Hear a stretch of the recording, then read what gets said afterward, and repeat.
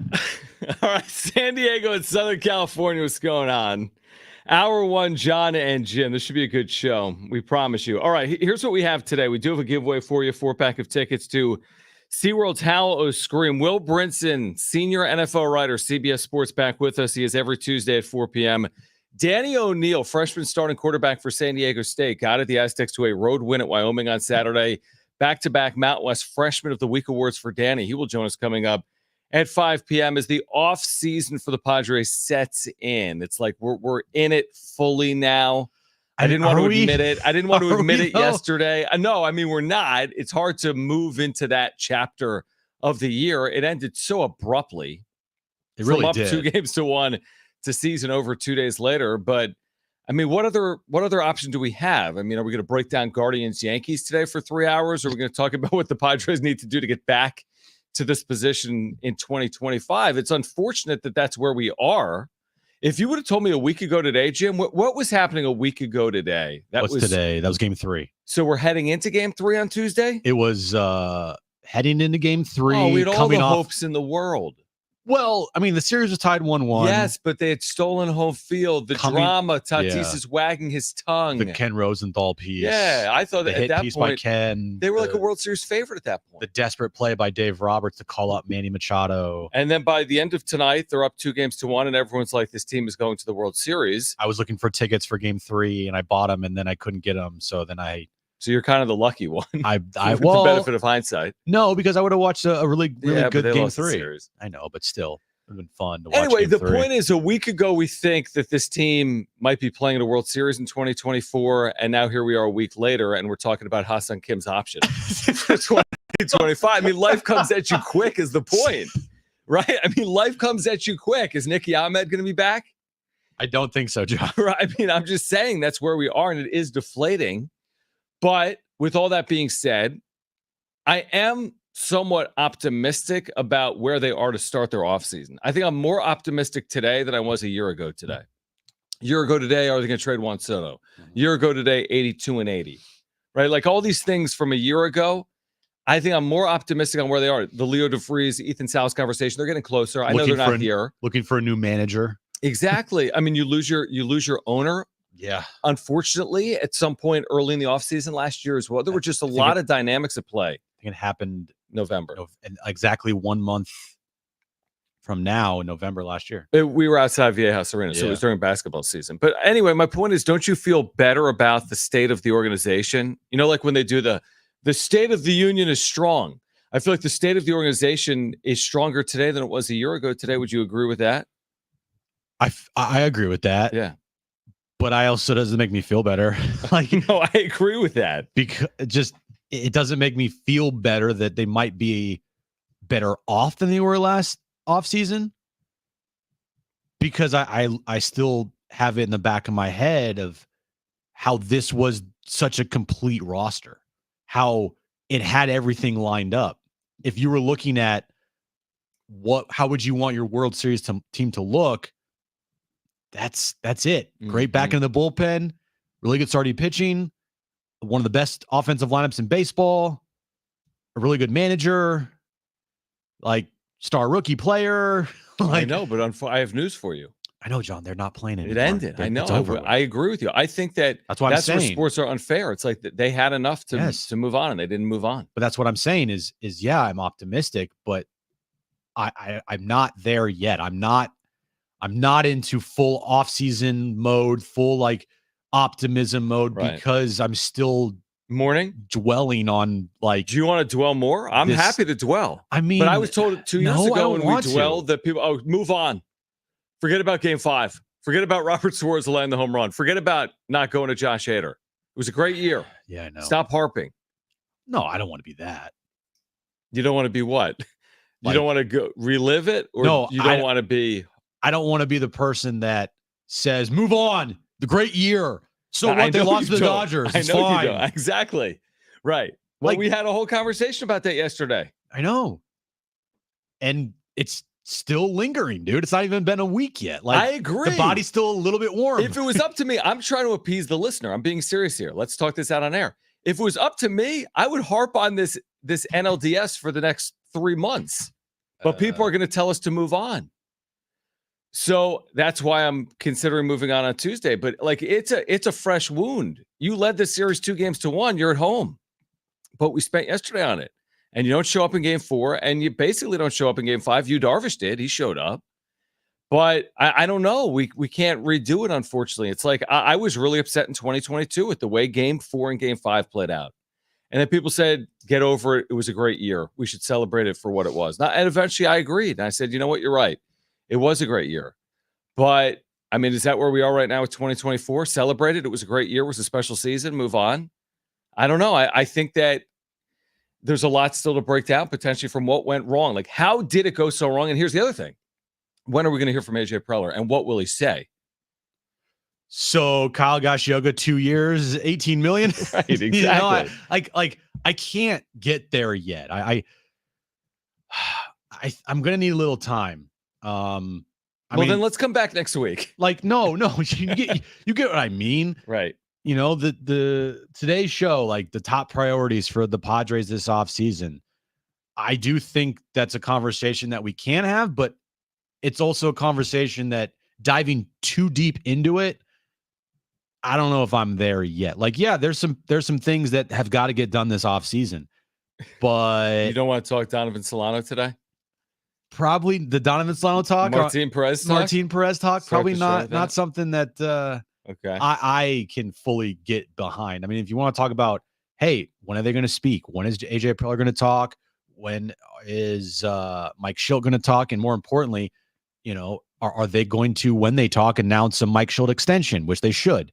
Are they going to announce here soon, hopefully, a new contract for Ruben Niebla? Like, those are things you can do right now. You can't make any roster decisions right now because the season's still going on. Mm-hmm. But as far as coaches go, you can sign coaches if I'm not mistaken. I'm sure. Like, you can hire a manager, so why can't you hire coaches? Of course you can.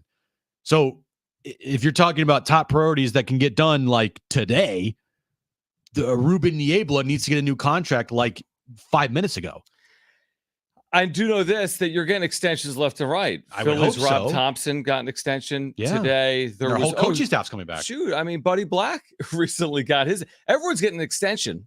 So Mike Schilt has to be getting an extension. I'm not worried about Ruben Niebla. He's going to be back. I'd be very surprised if he wasn't. I'll be interested to hear from AJ Preller. If you remember a year ago, it was skies falling stuff. I mean, the media was coming after him. Is Bob Melvin going to be back or not? Yeah, he's going to be back. Oh, by the way, just kidding. Yeah, like he's going to the Giants. It was a tough couple of days with speaking with the media. I go back to 2022. It was very rose-colored. Hey, what a great year. We're in the National League Championship Series. Let's run it back. We think we can win a World Series. Do you feel like that's the feeling right now? Rose-colored. Yeah. No. I'm talking about like right at this moment, not when they speak, but right at this moment. Do you feel like it is rose-colored, or do you feel like it is still a lot of disappointment? No. From the fans, from I think people the vibe. I think fans are pissed. Okay, so yeah, I think fans are. I mean, 70470 started with team or 877-767-4760. Are you half full or half empty on where you are right now? Like, half full being good year, half empty being like, how do we waste a 2-1 lead to the Dodgers last week? Yeah, a really good season, 93 wins. Horrible disappointment, an abrupt end to your season. Like you said, 2022, you know, we came on the air and it felt like a weak conversation about what the hell is Bob Melvin doing and why did he use Suarez versus Harper and not Hader versus Harper? And then we obviously know more about the Hader rules, and Bob Melvin kind of was handcuffed there. But you're saying that in 2022, the vibe, not from the team, but from the fans, was more like rose-colored? Very positive. Okay. Very, very, very. People did not want us discussing what went wrong in the NLCS. They wanted us to discuss. They want us to celebrate the season and beating the Dodgers in the postseason and the remarkable run. And I was okay with it, with the benefit of time. NLCS was a good accomplishment for a franchise that's only been to 3 championship series. I can't go down that exact same path with this team right now. They didn't make the championship series. They had a better regular season, and they were super disappointing in the DS round. Yeah. Like, this was more disappointing DS than the CS played out in 2022. They didn't lead the CS 3-2. No. Or 3-1 or 2-1. Right. You know, I 100% feel that right now. And it's a bummer because they did have a really good regular season. They had a season that you hope they could replicate. They had a season that I think a lot of Padres fans were waiting for, desperately wanting to have, which was not just a 2-week hot stretch that got them in the postseason where everybody was through the roof, but like 2.5 months of excellent baseball. Mm-hmm. In 43-19, I'm not counting the last game of the season or whatever, 43-19 when games actually mattered. Dude, that's a record that you haven't seen here in that period of stretch ever, mm-hmm. Especially in the second half leading into a postseason. Usually, 2021, great start to the season. They jumped out to have the best start in franchise history, and then they squandered it. Second half, though, that's where you get decided if you make the postseason or not in most years. And this year was a great second half, and then it was just like, nope, it's over, done. I mean, that's the thing with sports. Like across all sports, that is always a possibility. Like I go back, there's the teams that go, 15-2 in a regular season in the NFL, or shoot, we've talked about the Patriots. They lose in the Super Bowl with a perfect record. But there's other examples. I mean, the Chargers are a good example as a top seed that loses in a divisional round. The endings are abrupt when they end, and it ends for everyone but one team. And it's always the worst when it ends early for a team that you think has special characteristics. I would go down with that argument that the Padres in 2024 had some special characteristics that could have carried them.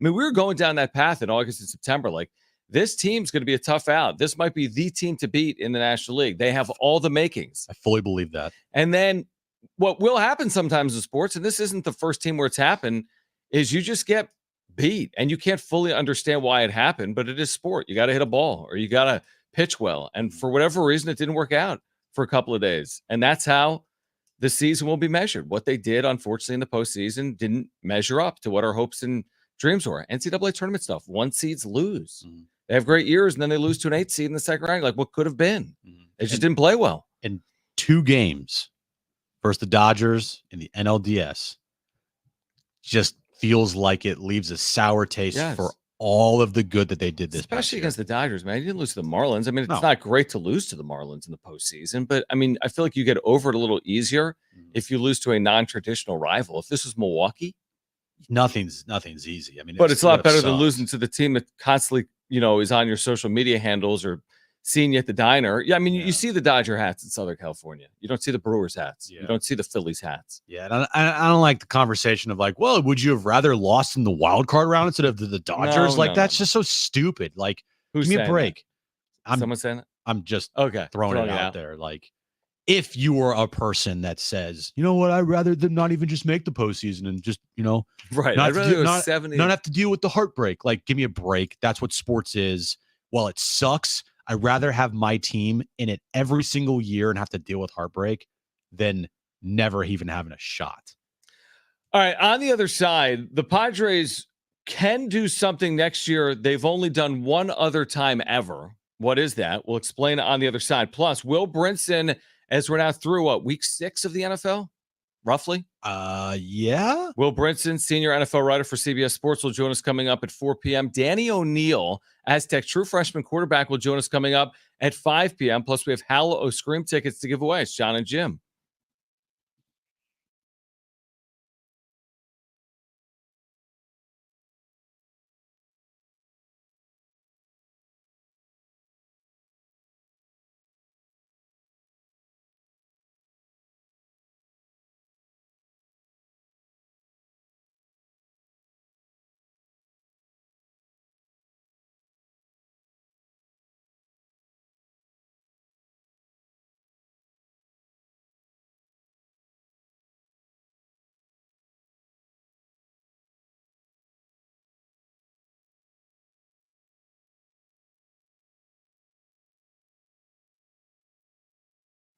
All right, hey guys, it is Jon and Jim. We've been telling you about our friends over at Hul Casino. It's an amazing time of year to get out there. Obviously, the NFL well underway. Baseball postseason action is going on right now. You can watch it all. You can win big as well. In fact, every Monday, you've got a chance to win big out at Hul Casino. Yeah, you can earn entries all month long for Onyx players, getting 2-time entries on Tuesdays with at least $500 in cash for all winners and a chance to win up to $25,000 in cash. John, this is a promotion that everybody will not want to miss. They really do have amazing promotions, and they really do have amazing food options as well, including a Tony Gwynn Sports Pub, which has great food. They also have all the televisions you could possibly imagine, great food and drink, and Hul has endless dining 5 nights a week. And their endless dining, we've told you about it, has Saturday surf and turf, a buffet. They've gone over the top with perfect combinations of succulent steaks, delectable seafood, and more. And speaking of great food, a place that they just opened up, Emerald Chinese Cuisine. It's back with a brand new look and a refreshed menu. Get to Hul Casino today. Hul Casino, it's fun above all else.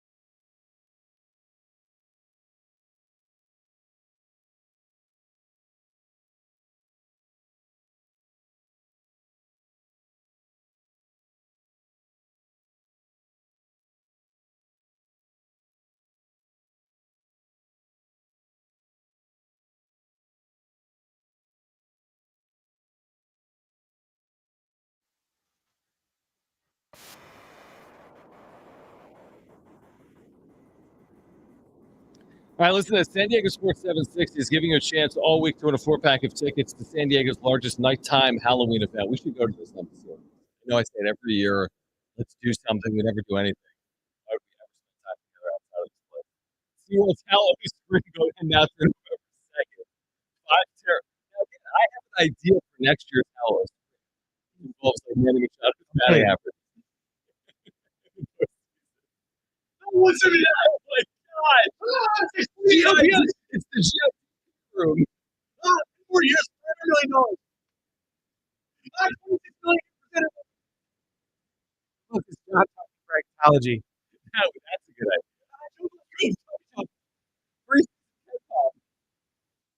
Anyway, more information at SeaWorldSanDiego.com. 5 terror-filled houses, scare zones, death-defying drops, themed food and bars, master ceremonies, all the creatures get released. SeaWorld San Diego, Howl O Scream. More info at SeaWorldSanDiego.com. So Jim tells me this. Hold on, before you say it. He goes, hey, I have something for you on air. The Padres have a chance to do something that they've done one at a time. No one did it. Put the rundown. They're like, oh, play it on air. Take a look. This is what it says in the rundown. Can the Padres do something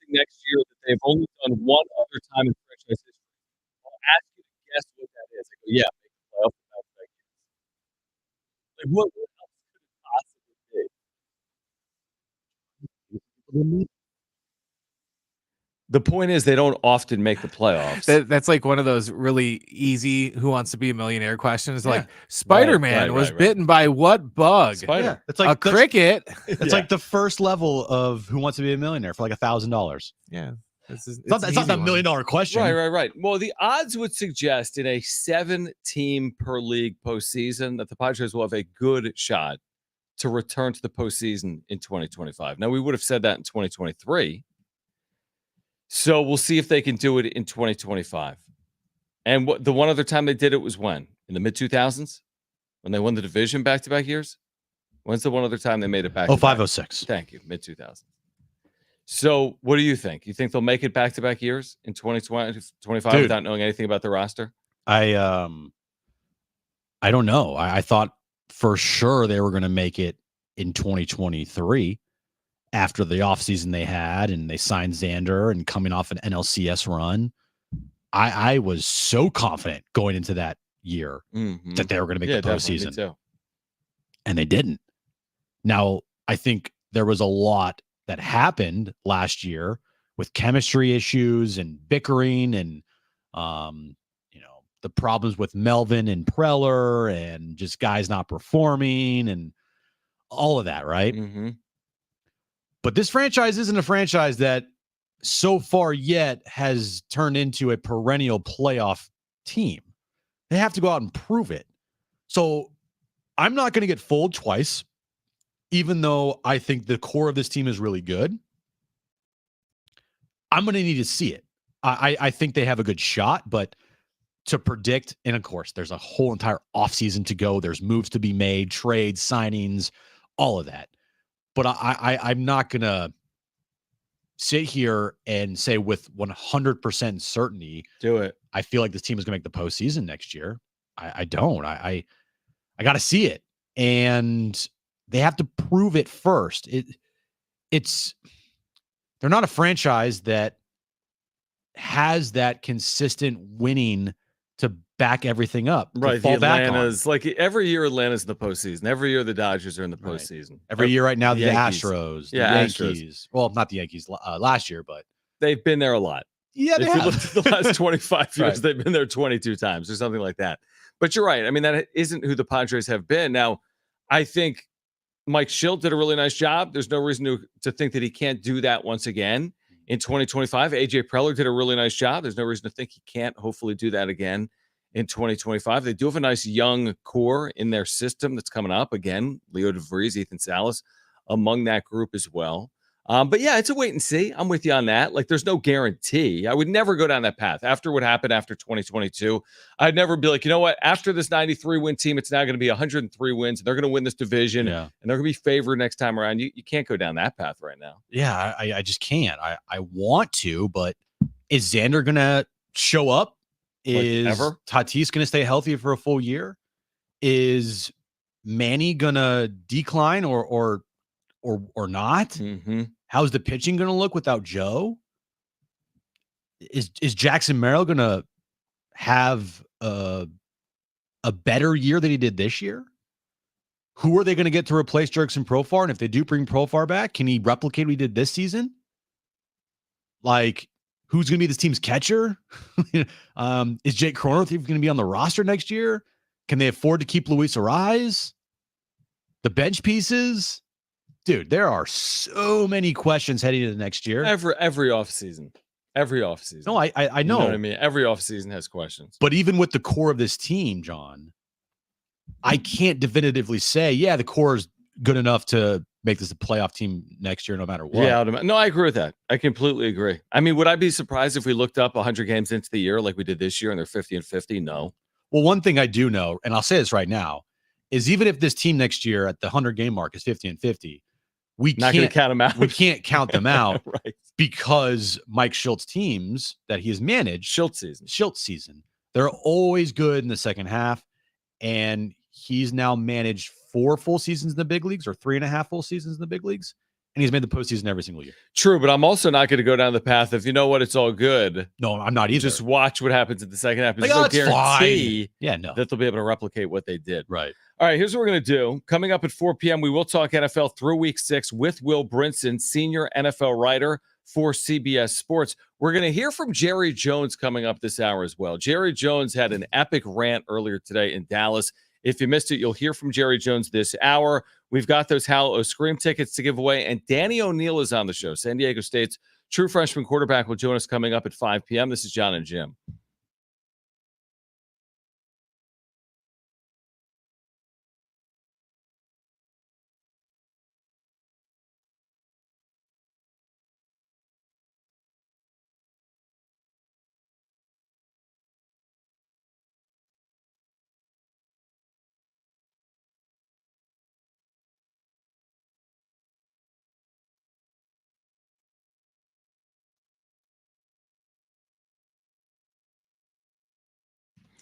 All right, guys, it is Jon and Jim, and as you know, the NFL season is here, and it truly is better than ever, and making picks on Underdog is straightforward, and signing up is even easier. Win up to 1,000 times your money. You heard me right, 1,000 times your money just by choosing higher or lower on your favorite player's stats. Yeah, just head over to Underdog's simple-to-use mobile app or UnderdogFantasy.com. Sign up with promo code Jon and Jim, JONANDJIM, and Underdog's going to give you a free pick to use on your first cash pick'em entry, plus up to $1,000 in bonus cash when you deposit. All right, so go to the mobile app or UnderdogFantasy.com. They got some gimme picks for you in the NFL right now. Sign up with promo code Jon and Jim. That's JONANDJIM. That's Underdog Fantasy promo code Jon and Jim to claim your new customer special for free pick and your deposit offer. Yeah, one of those gimme picks is higher than a half total yard for Bo Nix. Actually, I don't know if that's a great one. I don't know about that one. You must be 18 years or older and present in a state where Underdog Fantasy operates. Terms do apply. Concerned with your play, call 1-800-GAMBLER or visit www.ncpgambling.org.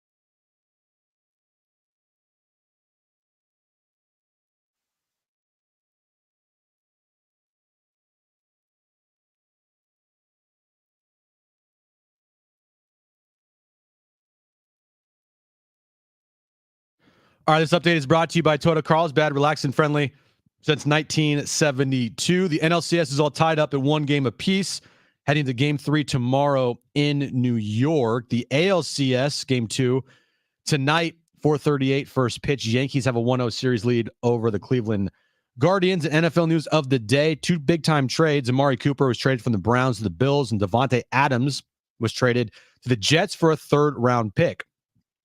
Toyota Carlsbad is open during construction. Save today with low APR financing on approved credit on all new Tacoma gas models. Offer ends November 4th.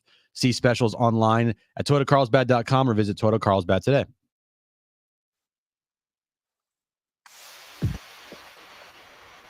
All right, we are going to be out at the Broken Yolk, right by San Diego State's campus. This is news to Brad. On Friday from 3 to 6. Broken Yolk.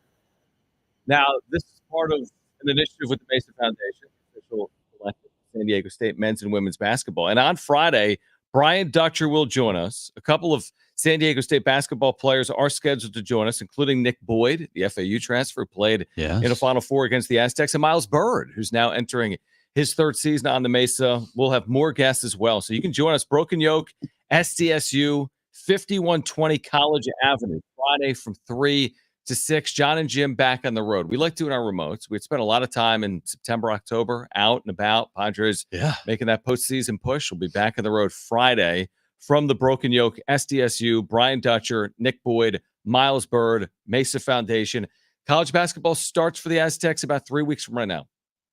Right? I think so. Yes. Do I have that right? They play November 6th. 3 weeks from tomorrow, Jim. 3 weeks from tomorrow. Love it. Against? Do you know? Who?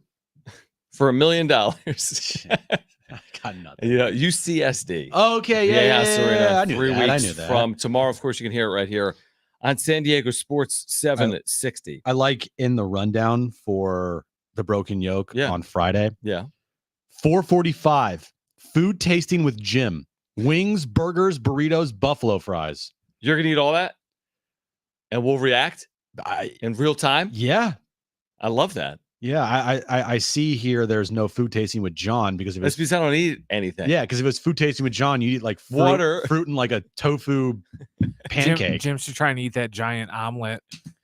Yes. Oh, the Broken Yolk challenge. Yeah. So when I first moved to San Diego, one of the first places we went, me and my buddies went to Broken Yolk, and he tried the Broken Yolk challenge, and he could eat a lot of food. So what do you need to do to win the challenge? You need to eat like an omelet. I don't know the exact challenge, but it's like 10 eggs in an omelet, like 8 biscuits, a bunch of other stuff. Mm-hmm. What did you have it in front of you? Do they even do it still? I don't know. I wanted to do it, but they don't do substitutions, and they put onions in it. So I can't do it. I don't know if they even do it still. Maybe they don't. Maybe they do. I don't know.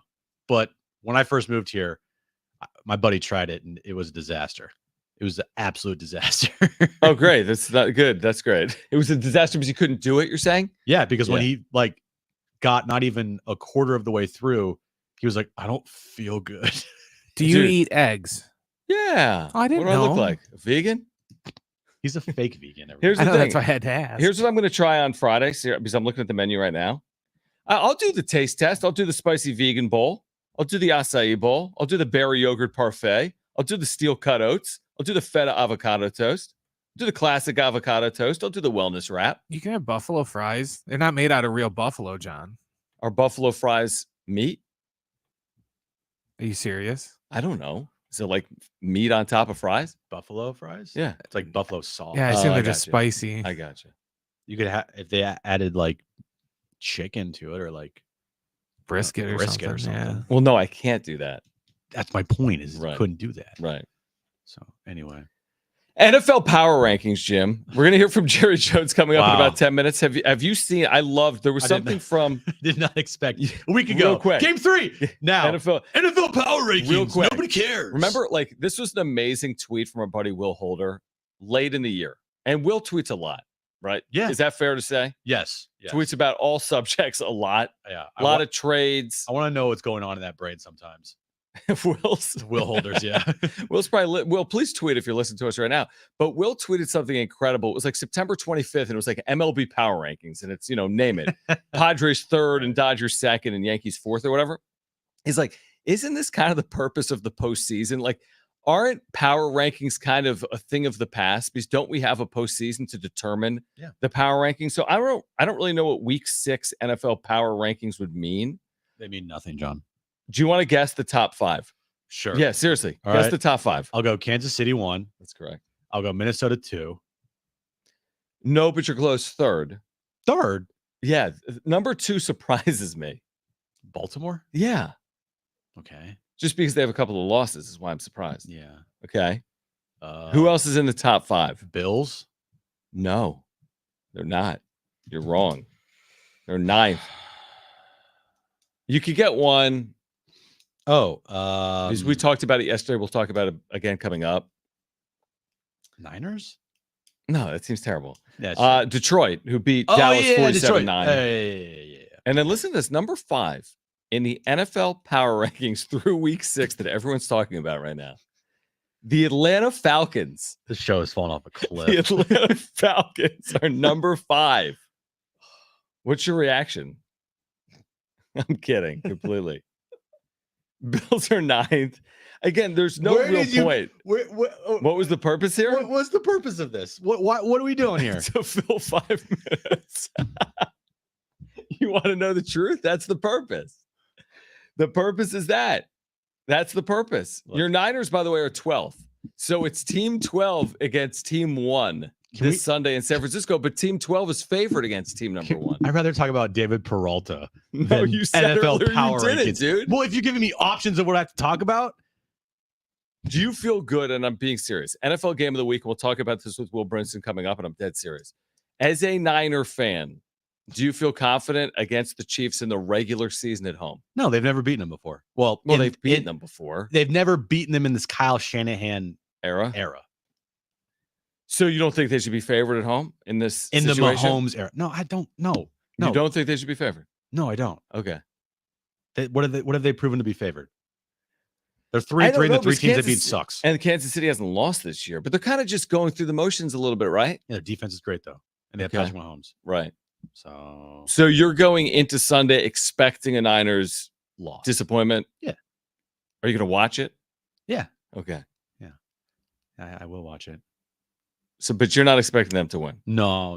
Would you call this a big game for the Niners just in general to prove to themselves that they can beat Kansas City? Well, yeah. I mean, it's a big game because their schedule literally goes to all Madden mode for the rest of the year. I mean, it's the easiest part of their schedule is done with, and they went 3-3. Not looking great. No, I mean, it's not looking terrible though, right? They're like, you look at the division. Are they in first place in the division? They are first place in the division. They're fine then, right? But there's a difference between like, oh, you're the 4 seed, yeah. and guess who they play in round 1? The Lions. Right. Or the Vikings. Right. Like, That's a good point. it's not great. Yeah. And then, of course, if you win as a 4 seed, then you're playing the top seed on the road, right? And you'd play the top seed, which would be either the Lions or the Vikings as of right now. Right. But I looked at that the other day. I'm like, oh, dude, the NFC North, all teams have 4 wins, like the best winning percentage like for a division in like a long time. Now, granted, the Bears have beaten a bunch of nobodies, but that's what you should do is you have to beat those teams. And then if you do beat the nobodies and you do take advantage of your soft schedule, then you'll be in the postseason. So would you call the NFC wide open? Yeah. Because can you envision Sam Darnold holding up a Lombardi trophy? Can you envision Jared Goff holding up a Lombardi trophy now without Aiden Hutchinson for the rest of the season? Well, no, I was just saying the NFC though, because the Lombardi trophy is even another bridge. Oh, NFC to me is not as big of a gauntlet as the AFC. AFC is like good luck.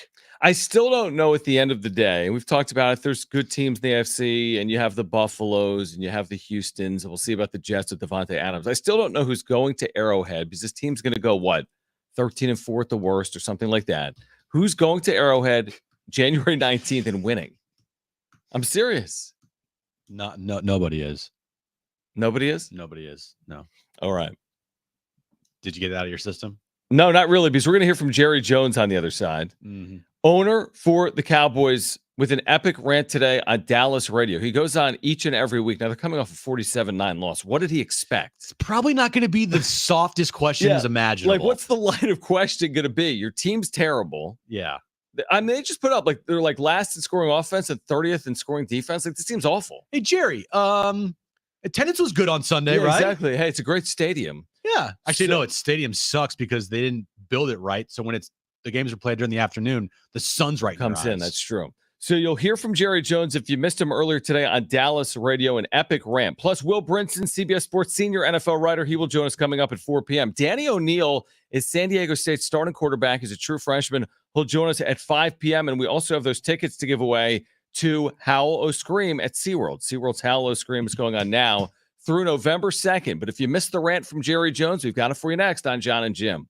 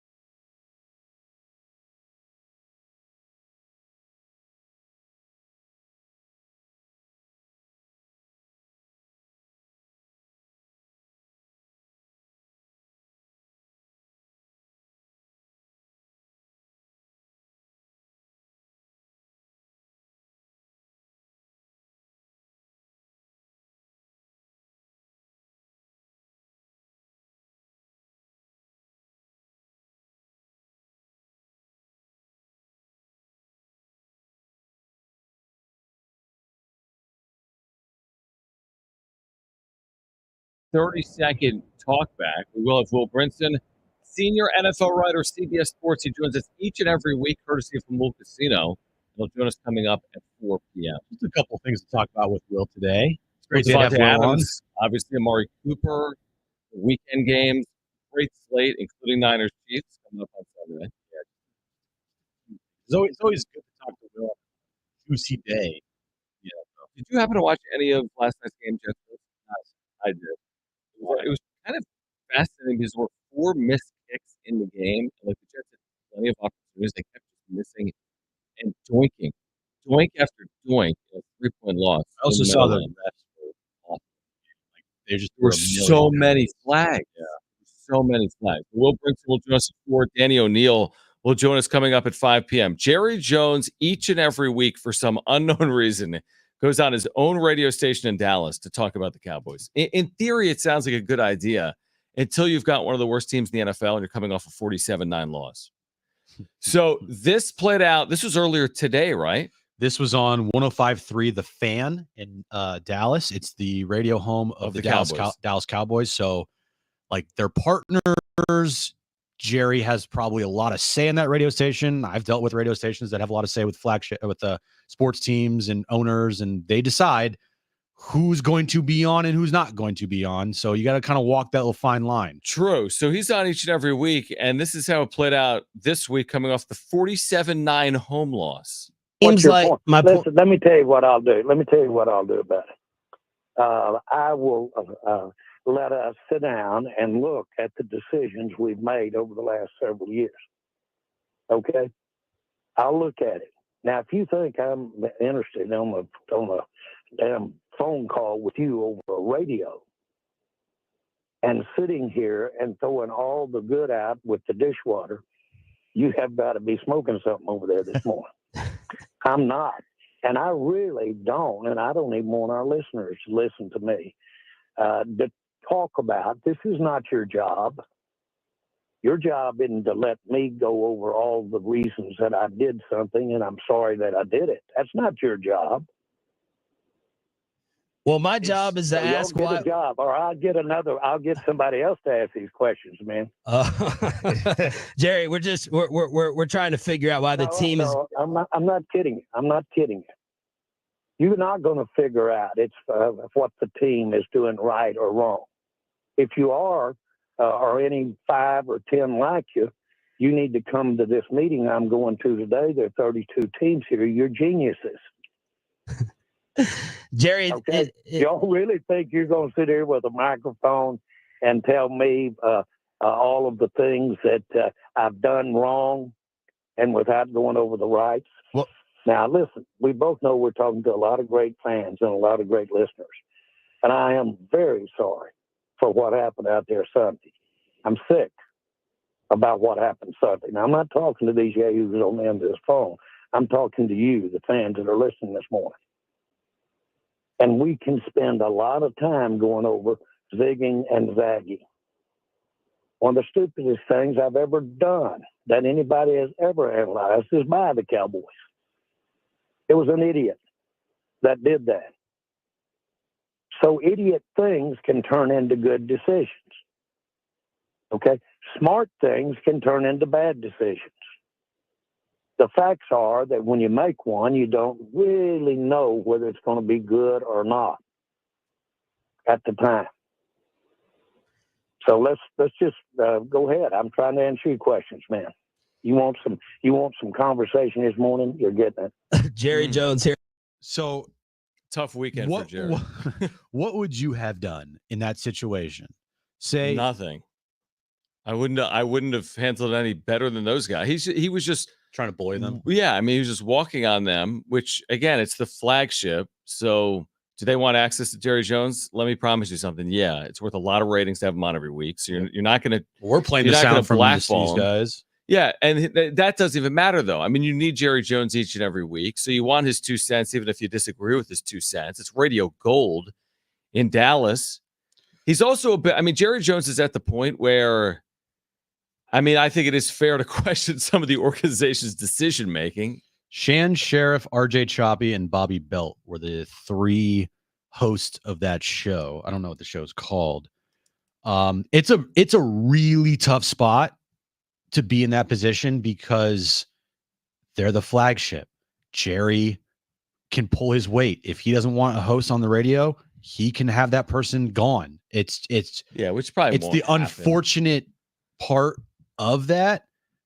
I mean, me personally, like working for a flagship definitely has its perks, but the other perk of not working for a flagship, if you did have Jerry on your station, which obviously I don't think you are if you're not the flagship, and he pulls that crap, I'm just like, yeah, okay, bye. We're done because you can't do anything to me. That's easier said than done. There's no world where you'd have Jerry Jones on the radio and say, bye, we're done. If he told me my job was on the line and I wasn't a part of the flagship station, I'm very confrontational. Jim, I might. Bro, if we had you asking AJ Preller that question last offseason about Juan Soto, it's easier said than done. But I'm just only saying if Jerry threatened me with my job, that's to me a crossing the line. If I'm not on the flagship, those guys can't do anything. But he can't do anything either. He doesn't own it. He doesn't own it. He doesn't own the flagship. And what kind of look is that going to be? What kind of lawsuit are you setting up for if you're iHeart or Odyssey? A big lawsuit. If you get rid of your radio host because the owner of some team says, I don't like your line of questioning. So it's not going to happen. It's a paper tiger type move. Nobody's losing their job over the line of questioning of Jerry Jones. But you don't think Jerry could call somebody and of course he could. He could do whatever he wants. But my guess is 82-year-old Jerry Jones has bigger concerns coming off the 47-9 loss than getting rid of the Jim Russell of Dallas. Okay. Well, the bottom line is Jerry is senile. He's old. He's completely over his skis now with this Cowboys team. They suck. It's a joke. The Cowboys will always be a joke as long as Jerry's the owner of the GM of the team. And he is going to be made fun of for the rest of his life because the Cowboys suck. I mean, again, it's not like the Cowboys won 3 in 5 years, whatever they did, 3 in 4 years, but they haven't been to a championship game in forever. Since 94. But again, in the grand hierarchy of owners, and there's a lot of really bad ones, and there's a lot of things you could say negatively about Jerry Jones.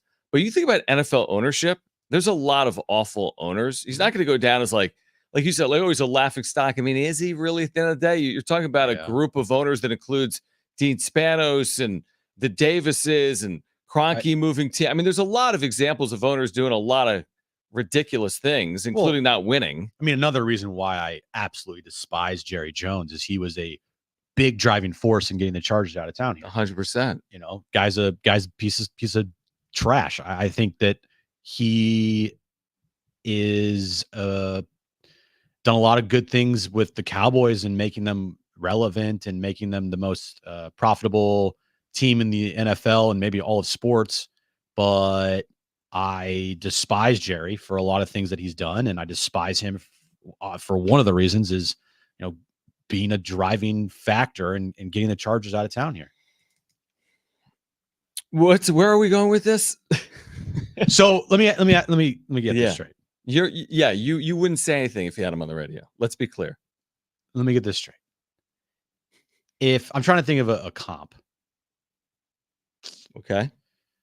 And say back in the day, you were on the flagship for the Padres and Ron Fowler came on. Yeah. And he was like, John, if you keep asking me that question, you ain't going to have a job anymore. Right. Are you going to take it? Well, yeah, and you would too. What are you going to say in real time? You're going to say, you're right. Hey, you know what, Ron? You're going to go above. Let me get this right. You're going to sabotage the relationship between the team and the station to make a point? If you weren't on the flagship, if you were on this station and you had Ron on back in the day and he said the exact same thing, you take it still? I would. Yes, I'm sure we would. And I'm sure you would as well. And it would still be good radio play and it would still get picked up. I mean, it's so easy to say when you're not in the shoes of the host. No, I know that, but I am putting my shoes of the host, and I did say that there's nothing that they could do because they are on the flagship. Right. Now, I bet you when the mics go off, they're MF and Jerry like crazy. They are. Of course they are. And I would too. Yes, you would. That's what you would do. That's what you would do. But I don't think you would do it on the air. Yeah, I would only take it if I was part of the flagship. But if I wasn't part of the flagship and the owner said that, I'd be like, okay, Jerry. Yeah, that's did enough. he go too far? 100%. Yeah. But that speaks for itself. He's going to look like a fool in the eyes of the listener or the content consumer. Will Brinson, we can ask Will about it. Will Brinson, senior NFL writer. What about Jerry? Sure. Well, of course we will ask about Jerry. Oh, absolutely we will, because Will Brinson, presented by Hul, joins us next.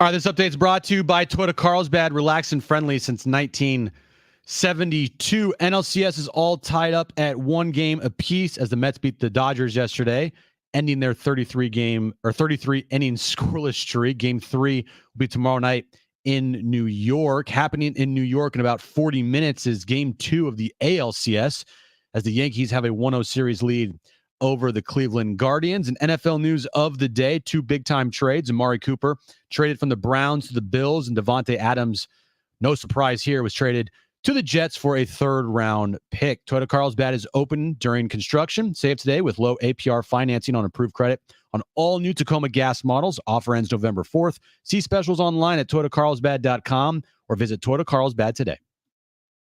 Previously on Jon and Jim. I think Fox probably wants LA versus New York, not New York versus New York. You already have New York. So you don't need doubling up on New York from a market standpoint. You win in the ratings department, though, if you have New York versus New York. Not over New York versus LA, right? Because New York is one great market, but New York, LA, you get 2 great markets. The second low tier is then Mets, Yankees, and then the worst possible matchup. Guardians, Mets? Guardians, Mets. Now, it's time for Jon and Jim. All right, San Diego and Southern California, what's going on? This is hour 2 of Jon and Jim, Padres offseason edition. We're still just kind of easing into it. The last time we had Will Brinson with us, we had like all the hopes in the world, right? You'd beaten the Braves. You're back home to take on the Dodgers. We're downtown. Life's good. A week later, we're looking at, I don't even know what we're looking at. We're looking at the offseason. So, Will, it's good to have you because we can talk NFL with you. Will Brinson with us each and every week, courtesy of Hul Casino, CBS Sports senior NFL writer. There's a lot going on, as you know, in the NFL right now with trades. Let's start with the Devontae Adams trade. It's got to be overly significant, right? I mean, the Jets, after last night, fall to 2-4. This is huge. This is going all in, right? Yeah, I mean, great day to be on the radio with you guys, too. Yeah. It's an insane run of NFL news. And, yeah, I mean, Devontae Adams leaves the Raiders, goes to the Jets. No huge surprise about where he ended up going because we knew – one, that Adams had made it very clear his preference was to go to the Jets and to join Aaron Rodgers. And 2, Aaron Rodgers is owner, GM, president of football operations, and head coach of the New York Jets. Yeah. So, and by the way, the Jets, so we'll get to the Amari Cooper thing in a second. He goes to the Bills. The Bills' corresponding move is to release Marquez Valdez-Scantling, which gives Aaron Rodgers a chance to do the funniest thing ever. Because just like Alan Lazard, just like Nathaniel Hackett, just like Devontae Adams, just like Aaron Rodgers, MVS was on the 2021 Packers team. And it would just be hilarious if he demanded that they sign him. But, yeah, I mean, from a football perspective, I think, ultimately the Jets have bigger systemic issues. I think it starts with the owner. Woody Johnson has had – I just don't think he's one of the better owners in the NFL. There's lots of bad owners in the NFL. And Woody didn't hire Robert Saleh. He wanted to make the change. You fired your head coach in week 5. You're empowering a quarterback in a way that feels dysfunctional. And then also with the Jets, they have issues on the offensive line and with their run defense. They have, it feels a little fantasy football-ish in the sense that you go out and you have Breece Hall, you have Garrett Wilson, you now have Devontae Adams, but at the same time, you don't have that protection necessarily. But having said that, Garrett Wilson is now the ostensible number 2 there. He's an elite number 2 wide receiver, right? You have Mike Williams as your number 4. That's an elite number 4 wide receiver. He might even be traded.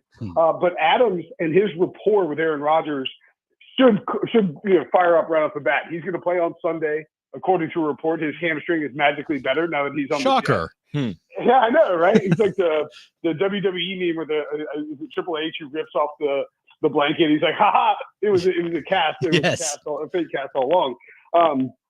I think, with respect to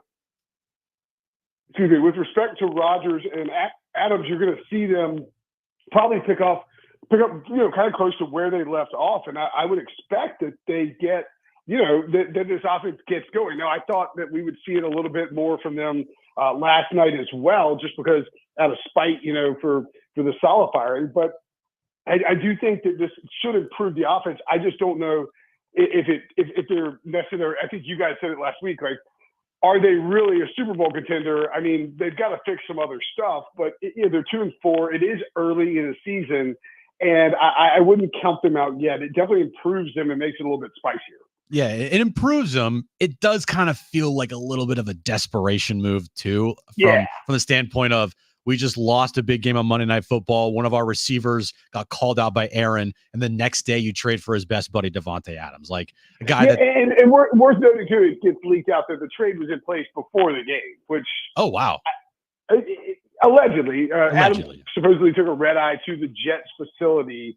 But I mean, like you still could have like banged out this deal the week before and had him ready for the Bills game. If you knew you were going to get Adams anyway, and the Jets are taking on his whole salary, the Raiders are getting a third round pick. It's a conditional third that could become a second if he's first or second team All-Pro or active for the AFC Championship game, I believe. Which, if that happens in the trade, is worth it. So.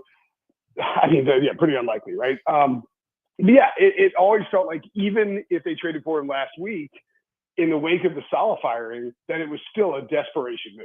For sure. And everybody's talking about the Devontae Adams trade. I could argue, Will, and tell me if you agree, the Amari Cooper trade to me feels much more significant, especially for a team that I feel like has a legitimate shot here in the AFC. They have to do a lot, and they have, tough competition, obviously, but Amari Cooper, put him with Josh Allen, get him as far away as possible from Deshaun Watson. Like, that's a pretty good situation, right? Yeah, I agree completely. If you look at the Bills' weapons, they trade away Stephon Diggs in the offseason. Keon Coleman operating on the outside as a rookie. He's been okay. He was raw, but he just hadn't been great. He's had some bad drops, and Matt Collins is seeing a ton of snaps. You have Khalil Shakir and Dalton Kincaid who operate over the middle, and a run game that's been really good. I mean, they ran the ball great last night. Ray Davis was fantastic. This gives Josh Allen a true number one in Amari Cooper. That is uncatchable air yards, which is really more of a leads the NFL in uncatchable air yards, meaning like he's been targeted a ton, and the reason his stats are so depressed is that he's playing with a quarterback who looks completely shot. And Buffalo has a better coaching staff than the Jets. They have a better quarterback than the Jets. You could argue that the skill position, the top end skill guys for the Jets are better, but I think Buffalo are probably better across the board, at least in terms of their depth, maybe. And I think the division still goes through Buffalo. People want to write the Bills off every year. They expect. They say, "Oh, the window's closed" and all this. For some reason, the Bills are very hateable. And I think, someone who picked the Bills to win the Super Bowl before the season, I'm thrilled with the Amari Cooper trade, especially when it matches up with the Adams trade as sort of all right, you trade for Adams, we're going to trade for Cooper right now too, like on top of you after we beat you. Right. I love the arms race in the AFC. Will Brinson with us right now, Jon and Jim, CBS Sports senior NFL writer. Now, typically, it doesn't go over well in Philadelphia when the head coach of one of its teams calls out its fans, and I just don't know how that could possibly end well, especially when you consider how 2023 played out. So what's the end game here? I mean, how hot is the seat? They're 3-2. It's still early in the year, but what do you need to do if you're Nick Sirianni to keep your job? Yeah, I think for Sirianni, it comes down to, if they make the playoffs and get bounced in ugly fashion, I think anything's on the table. If they miss the playoffs, obviously, sure, he could lose his job. Last year was such a devastating finish to that season, and just how the entire locker room imploded on itself after the 49ers game. They couldn't win a game down the stretch, lose in horrific fashion to Tampa Bay in that first round of the playoffs. And so for me, it's like, go out and win a playoff game, and I think he's probably fine. It'll be interesting to see, Jalen Hurts without A.J. Brown and Devontae Smith, a much different quarterback, right? Mm-hmm. And so if those guys stay healthy, I think Philly is probably fine.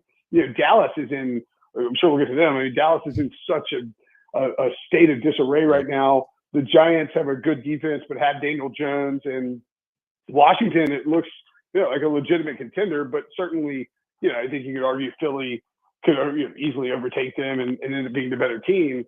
The hard part here is that with the NFC North, which was a big story coming out of Sunday and feels kind of lost, it feels like a week ago we were talking about the NFC North. All four teams are above 500. All four teams have 4 wins.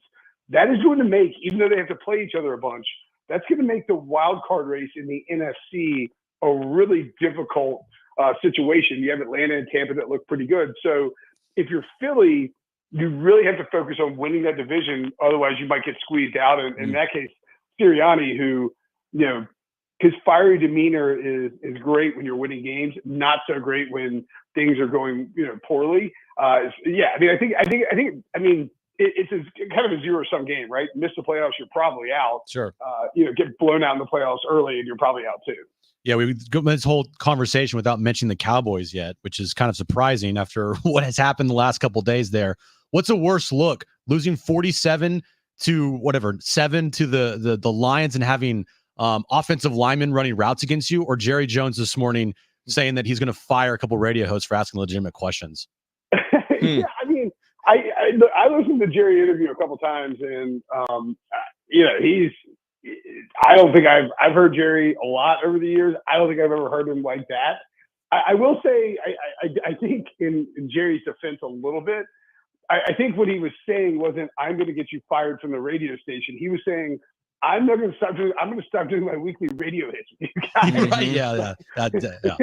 Right. Yeah, which I guess, it's like quitting. It'd be like quitting his little side gig that he does on 105.3 The Fan. Right.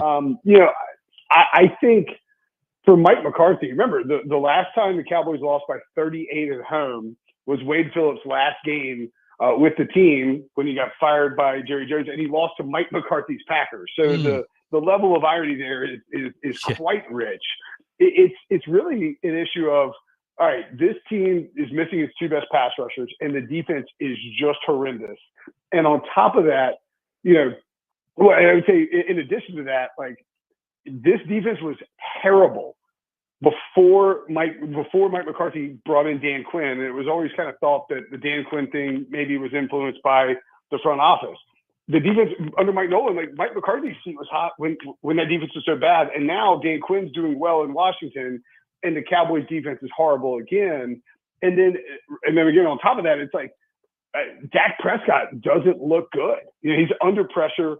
The offense isn't getting going. They didn't invest in the run game at all. They thought they could make it work with Rico Dowdle and Zeke Elliott.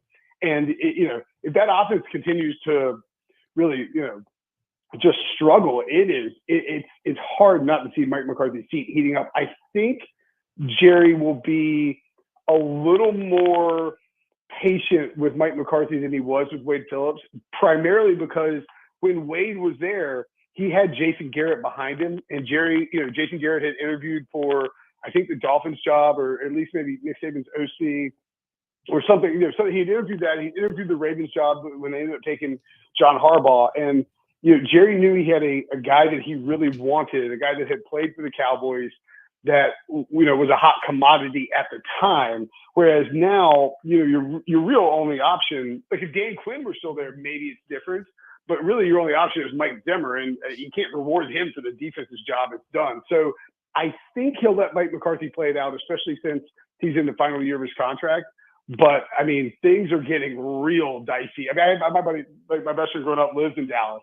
And he texted me, he's like, is Jerry going to fire somebody the day after his birthday? I mean, like everyone in Dallas is talking about this. The amazing thing is, I mean, the regular seasons have been good under Mike McCarthy. They just haven't obviously had good postseasons. Now it's like you're not having a good regular season. You're already disappointing in the postseason. But 12-5 each of the last 3 years, you would think the leash is at least, longer than losing 47-9 in week 6 or whatever it is.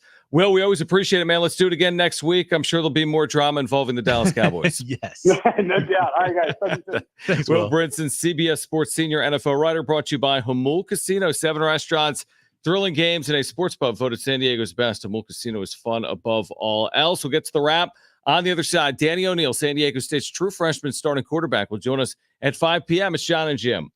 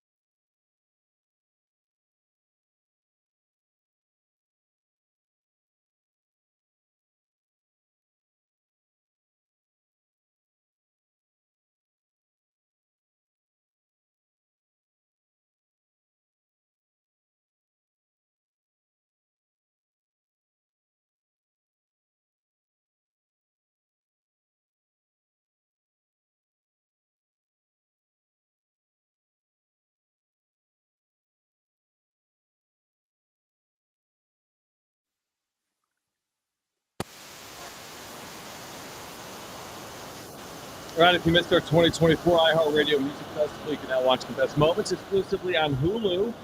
See the biggest festival headliners from around the world assembled on one stage, one show. Keith Urban, New Kids on the Block, Black Rose, more.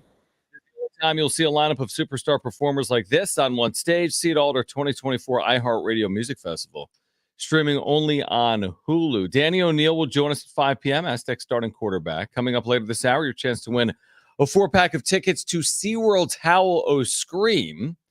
And right now, let's get to this. It's time for The Wrap, presented by Sombrero Mexican Food. Check out their website at sombreromex.com. Will Devontae Adams turn around the Jets season? No.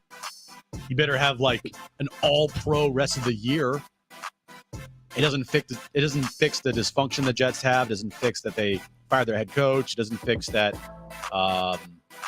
they're just not a really good football team. A 32-year-old or 31-year-old wide receiver on a gimpy hammy? No. With a It's healed, though. Remember? It's a miracle. Oh, yeah. I'm fine. Everything's with his okay. old and tired quarterback that hasn't thrown for 300 yards in like 4 years. I mean, the Jets are 2-4, and that was a bad loss last night. If you watched the game, and I didn't, it was a very bad loss. You look at their schedule, and it's not overly appealing if you're a Jets fan. Like Texans and Steelers 2 of the next 3 weeks. No, they got a really tough road. I mean, maybe there's some path to something like 9-8 to make the postseason, but to be a legitimate Super Bowl threat, we talked about this last week with Will Brinson. He's like, well, they do have Aaron Rodgers, therefore they're a threat, but we're watching them with Aaron Rodgers. They don't look like a threat. So I'm sure it's an upgrade, but is it enough of an upgrade? Next question. Why don't the Padres have any players nominated for a Gold Glove this season? How did we not start the show with this? This is an outrage. I'm outraged. This is an outrage, dude.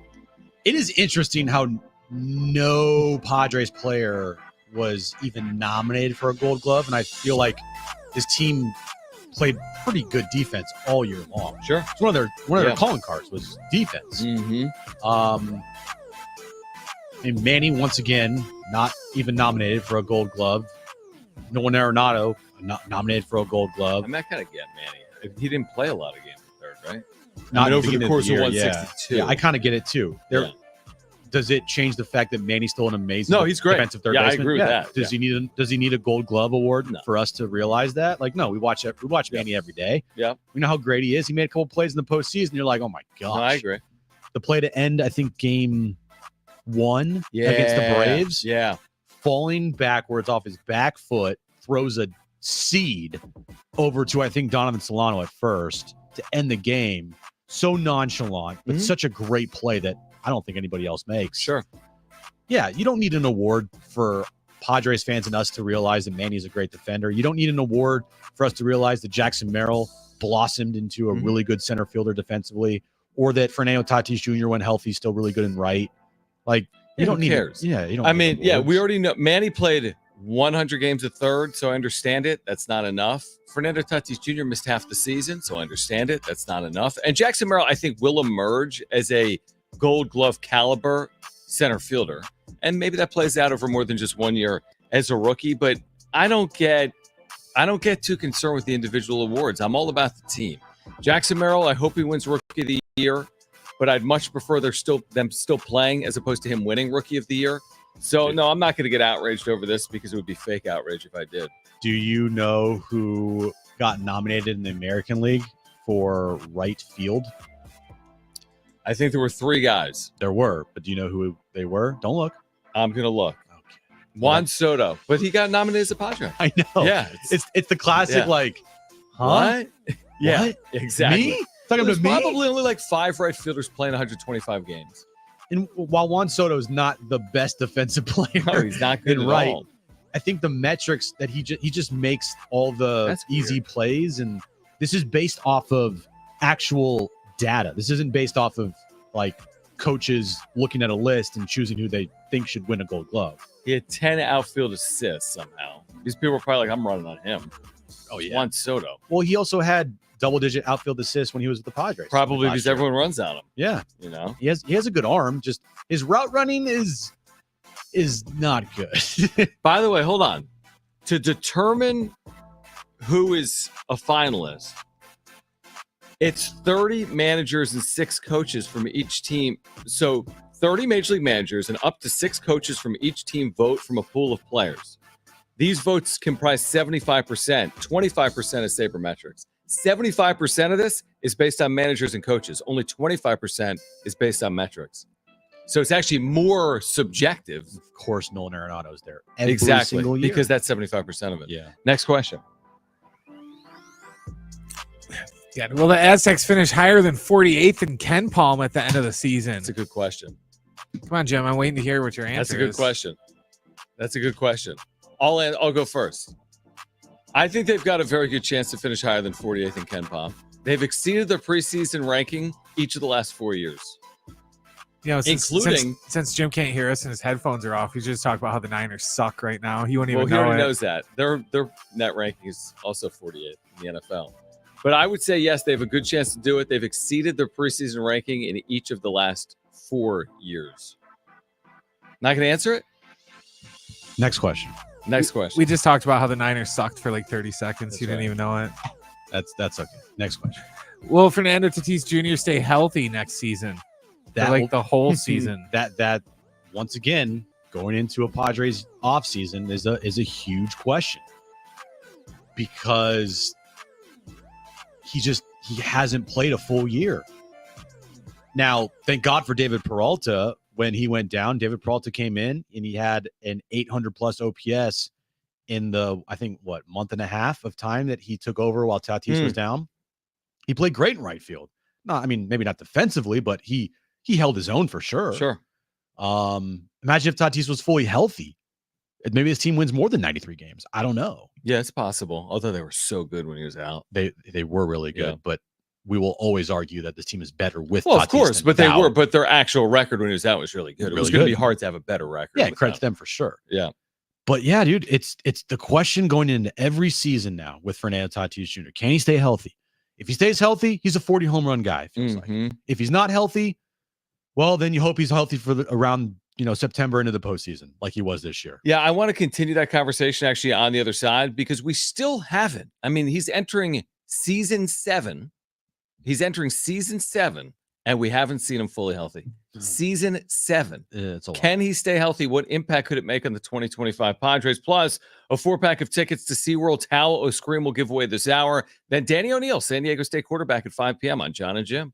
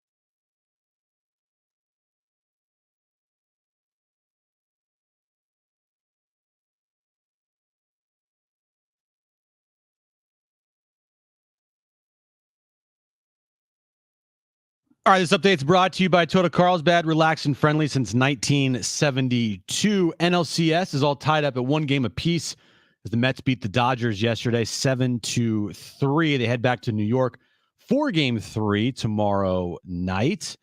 And the ALCS is underway. Yankees have a 1-0 series lead there. Game 2 is moments away from first pitch in the Bronx. Yankees and Guardians. And NFL news of the day. 2 big-time trades. Amari Cooper traded from the Browns to the Bills, and Devontae Adams was traded from the Raiders to the Jets for a 3rd-round pick. Toyota Carlsbad is open during construction. Save Toyota with low APR financing on approved credit on all new Tacoma gas models. Offer ends November 4th. See specials online at toyotacarlsbad.com. Visit Toyota Carlsbad today.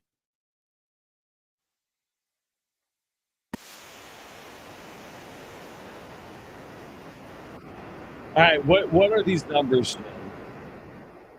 You're an idiot, but that's neither here nor there. reading. So I told him off fair. He does his reads. He doesn't even read them. He'll just read it. He can say anything. It's a classic Robert. You can save Toyota at toyota.com in sales. I'm like, save Toyota from what? It actually says save themselves. So save today with low APR financing on approved credit. Did you take the SATs? Tacoma I'm just gas curious. models. Did you take the SAT? No, I didn't. Did you take the ACT? I didn't take any. I never AT. did either. Okay. AT, Did you have you whatever. ever taken a test? Did you graduate kindergarten or any of the schooling? You son of a. Yes, did I you did. go to places with teachers and like books? Yes, and stuff? I sat in classrooms and learned things from teachers and took tests and stuff. The defense press. I don't even need to go down that. Okay, what numbers am I reading, Mr. Test Taker? 84. My IQ? No, I don't even know. I'm not going there. 84. Okay. Don't comment yet. I'm 84, okay. 59, 130, 0, 141, 102. John Schaefer, that would be the amount of games that Fernando Tatis Jr. has played in a season in his entire career. Correct. No, so that's good. Each one of his seasons. Yeah. So if you do the math on it, you take the 6 years, divide it out. He has averaged appearing in 86 games per year. Now, maybe that's not fair because of the suspension, but he brought it on himself. And he was hurt that year. Yep. If you remember the wrist. Even without the suspension, what would he have appeared in, Jim? 50 games? Maybe? When was he trying to come back? August or July? I forget. It was I might have been late August. Okay, so he would have, let's just say he would have missed 120. Yeah. And now he missed 162, but he would have missed 120. Mm-hmm. The point is, he's averaged appearing in 86 games, which means he's averaged missing, 76 games a year. He's 25 years old, and he's missed 76 games per year on average. Are you taking the over or the under on that number for Fernando Tatis Jr.? I'm taking the over. He's going to play more than 86 games in 2025, but you can't say it with like definitive statements because he's had stress fractures and he's had wrists and he's had backs and he's had suspensions, and it's hold your breath with Fernando Tatis Jr. every time he's out there. And he got hurt on what? The first week of the season this year? Wasn't it in Korea? It was in Korea, and then it got worse in the Giants series, which at was home. The first week of the year. That's crazy. Now he played on it for did, half a year, and he looked great when he came back. Mm-hmm. Looked incredible. True. How many home runs did he hit after his return? That's a good question. Was it 7 in September, and then how many in the postseason? 4? 4 in the postseason. That's a huge number in 7 games. 11. So 11 and 30 something games. It's a huge number. Massive number. Yeah. He looks great. He really did. He looked really good. Mm-hmm.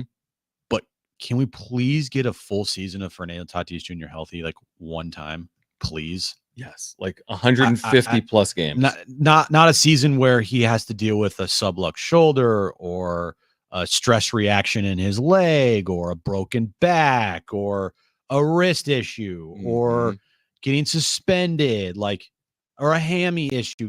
Can we just have 1 year? I'm with you, man. And preferably next year. Right. Where he plays 153 games and he's fully healthy. And I'm cool. He misses 10, but that's all like nicks and some little wear and tear and some off days to rest and stuff like that.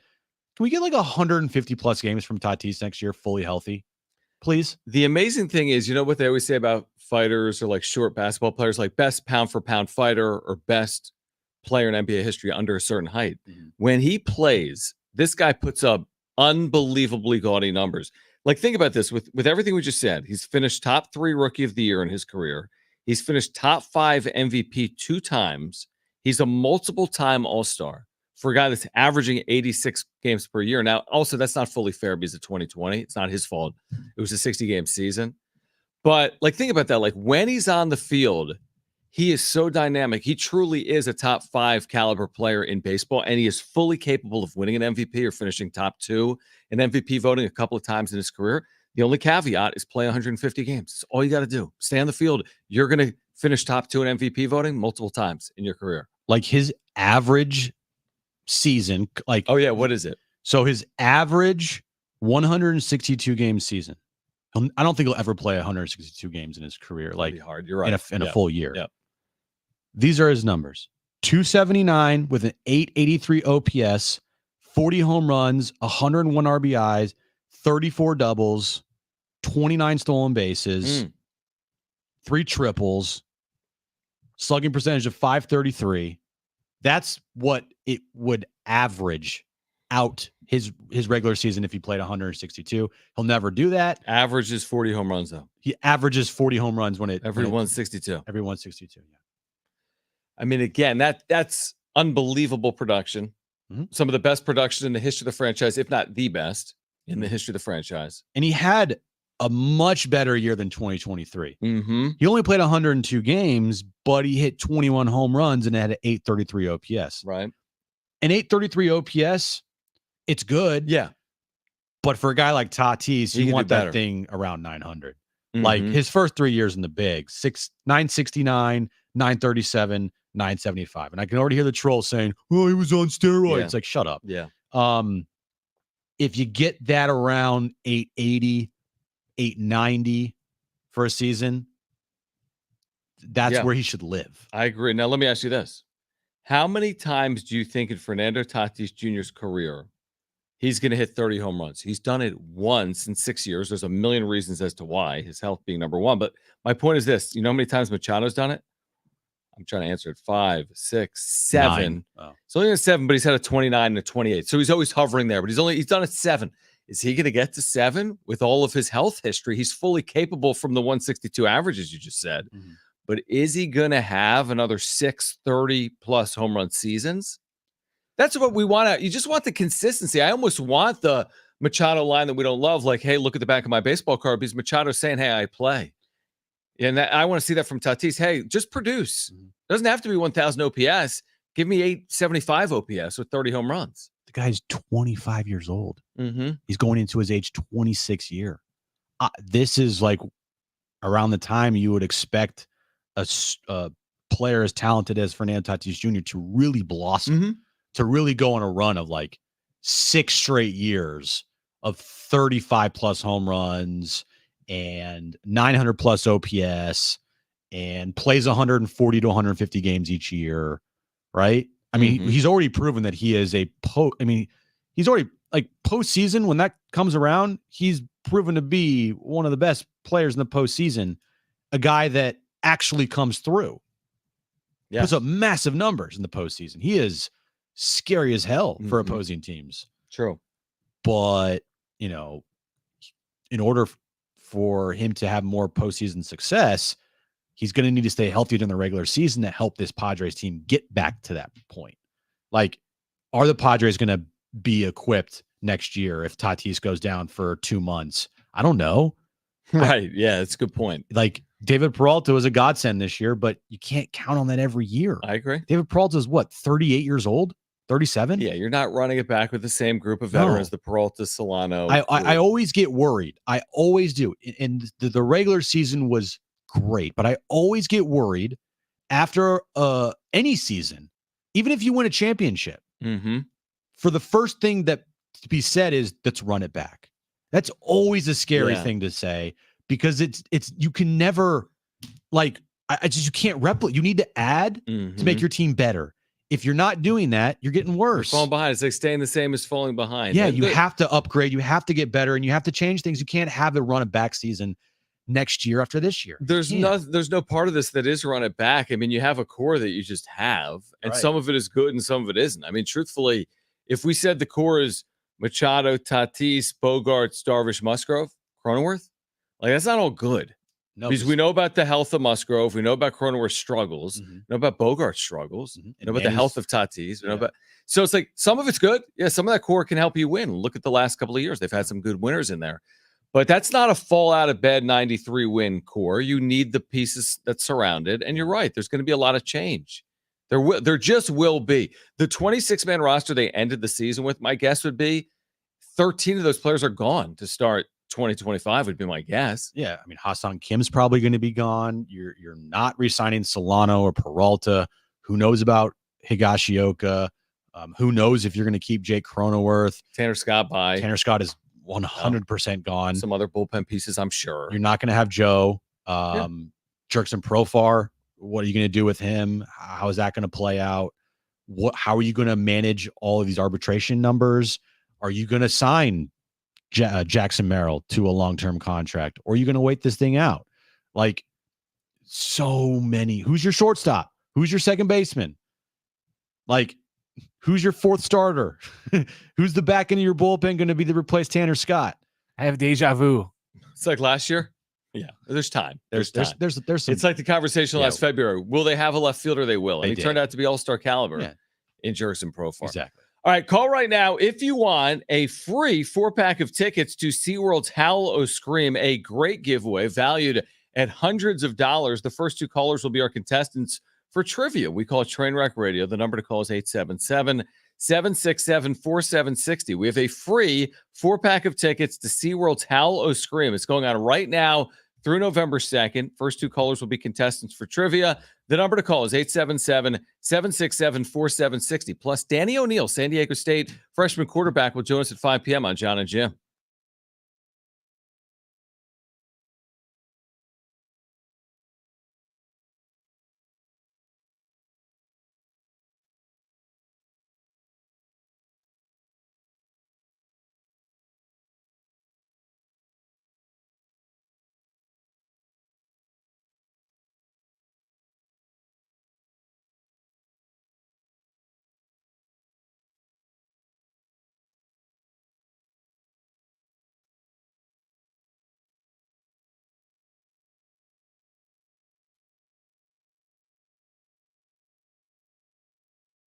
All right, hey guys, it's Jon and Jim, and the NFL season isn't only back, but it's better than ever, and making picks on Underdog is straightforward, and signing up is even easier. Win up to 1,000 times your money just by choosing higher or lower on your favorite player stats, like touchdowns or passing yards. Yeah, just head over to Underdog's simple-to-use mobile app or UnderdogFantasy.com. Sign up with promo code Jon and Jim, JONANDJIM, and Underdog will give you a free pick to use on your first cash pick'em entry, plus up to $1,000 in bonus cash when you deposit. Playing higher or lower for new players with new teams, Devontae Adams and Amari Cooper.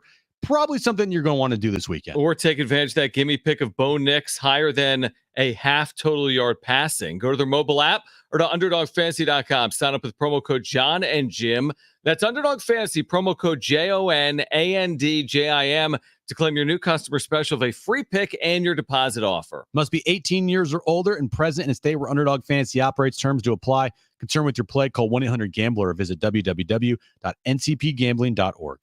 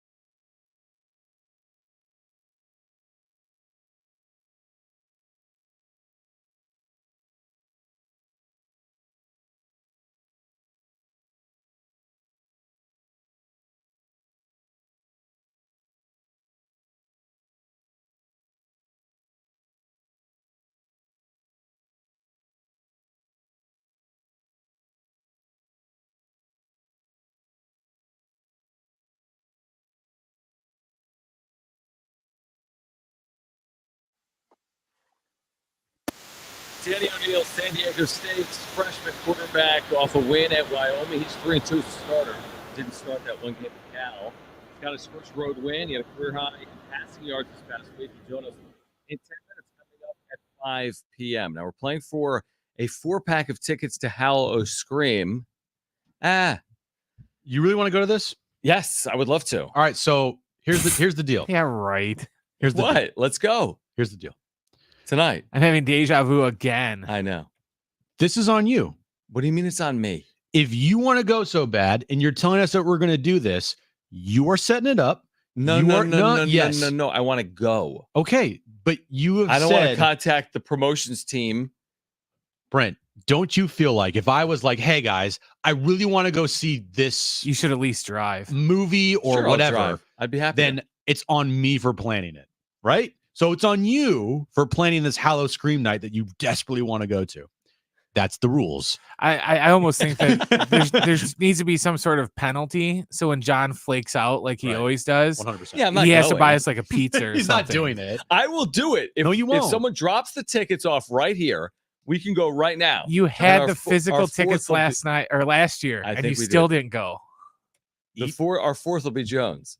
No, it won't be. Yes. You're going to back out and be like, I got to review Ken Palm rankings or something. Fair. I want to go. Okay, now you're It's now, a bye week. but now you're taking it back a step. You said we're going to now I want to go. Soon tomorrow it's going to be like, Do we really need to do I that? don't know if I really want to go anymore. I want to go. Let's play. Jeez.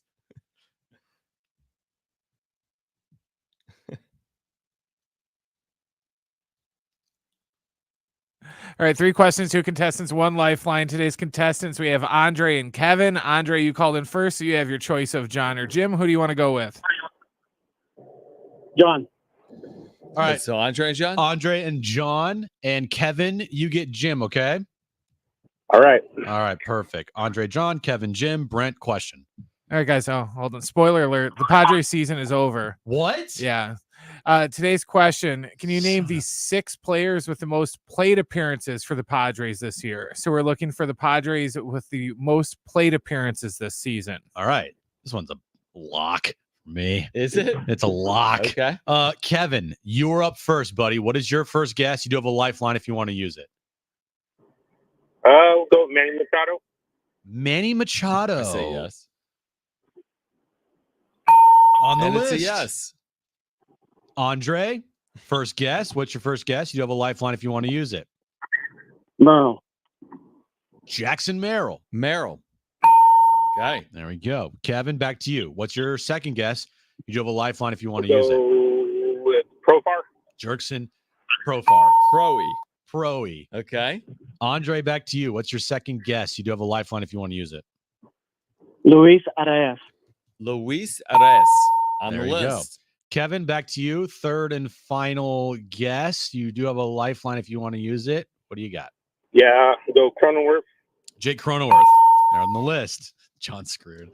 Andre, what is your final guess? Or do you want to use your lifeline, Mr. Padres wrap-up show over here? If you get it, you go to overtime. What are you going to do? Oh boy. I want to use my lifeline, but yeah, let's go with my lifeline. Oh All right. gosh. Who's off the list? Everybody. That's what I was thinking.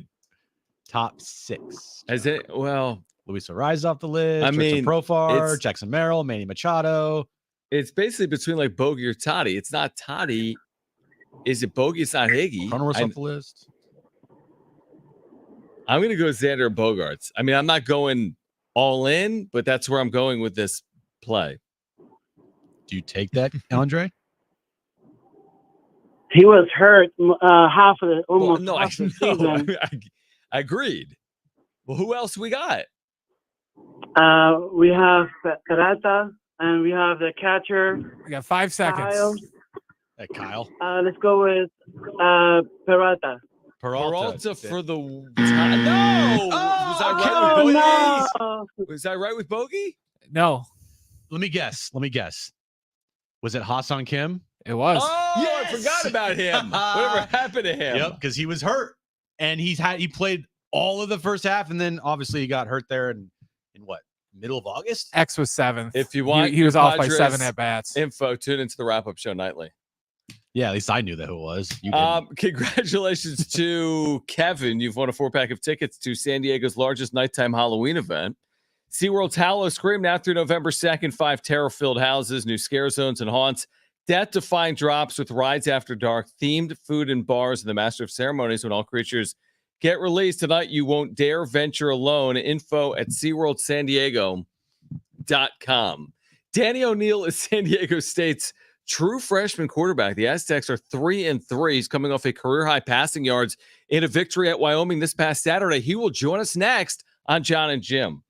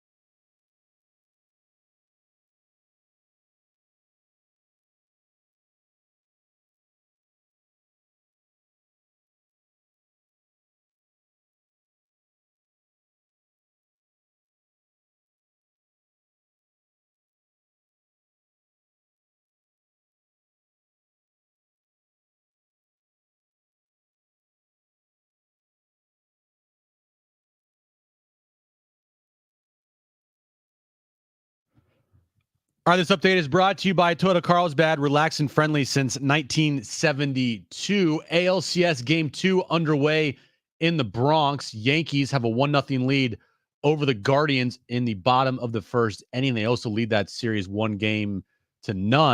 NLCS is tied up at 1 game apiece as they head to New York as well for Game 3 tomorrow night. NFL news of the day, 2 big-time trades. First up, Amari Cooper traded from the Browns to the Bills, and Devontae Adams traded from the Raiders to the Jets. Toyota Carlsbad is open during construction. Save today with low APR financing on approved credit on all new Tacoma gas models. Offer ends November 4th. See specials online at toyotacarlsbad.com or visit Toyota Carlsbad today. Getting you all set for that drive home. Let's just start the show. Here's Jon and Jim. All right, San Diego and Southern California, what's going on? Final hour of Jon and Jim. We are here until 6 p.m. Aztecs football on a bye week. They'll get Wazoo. Washington State homecoming next Saturday night. A game you can hear, of course, right here on San Diego Sports 760. Aztecs gets the bye 3-3. And Danny O'Neil, the freshman quarterback for San Diego State, with us right now on your home of the Aztecs, San Diego Sports 760. So, Danny, we appreciate it, and congratulations on a big-time road win at Wyoming. You had a career-high 254 passing yards. You guys win 27-24 and come from behind fashion. So, first of all, thanks for hopping on. And secondly, how big of a confidence booster is it when you pick up a win on the road? And thanks for joining us, man. Yeah, thank you guys for having me on. Yeah, like you said, it's definitely a big confidence boost winning on the road like that, especially when it was a close game, a back-and-forth game. So, just being able to hang in there and really just deliver the last blow on the road. It was definitely a good feeling walking off the field and just being 2-0 in conference play. Danny, for you, after the injury that knocked you out for a game, I'm sure that's something that you're not used to, having to sit on the sidelines because of an injury like that.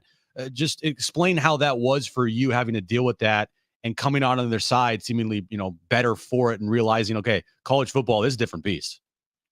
Yeah, definitely. It was my first time ever missing a game, like my whole career that I can think of. And so, yeah, it was pretty frustrating throughout the week, just knowing that, or kind of feeling that I'm letting my guys down, not being able to go out there and play with them. But it was definitely, the smart thing to do in the long run, just allowing my leg to get healthy, and then just being able to come out here and, just start to play better ball, which is what I feel like the offense and just the team in general has been doing since that week off that I missed for injury. But yeah, I'm definitely proud of the way that the guys have been able to respond the last few weeks, and we just got to keep going in that upward trend and really just hone in this week. Everyone needs to get healthy and just be ready for Wazoo.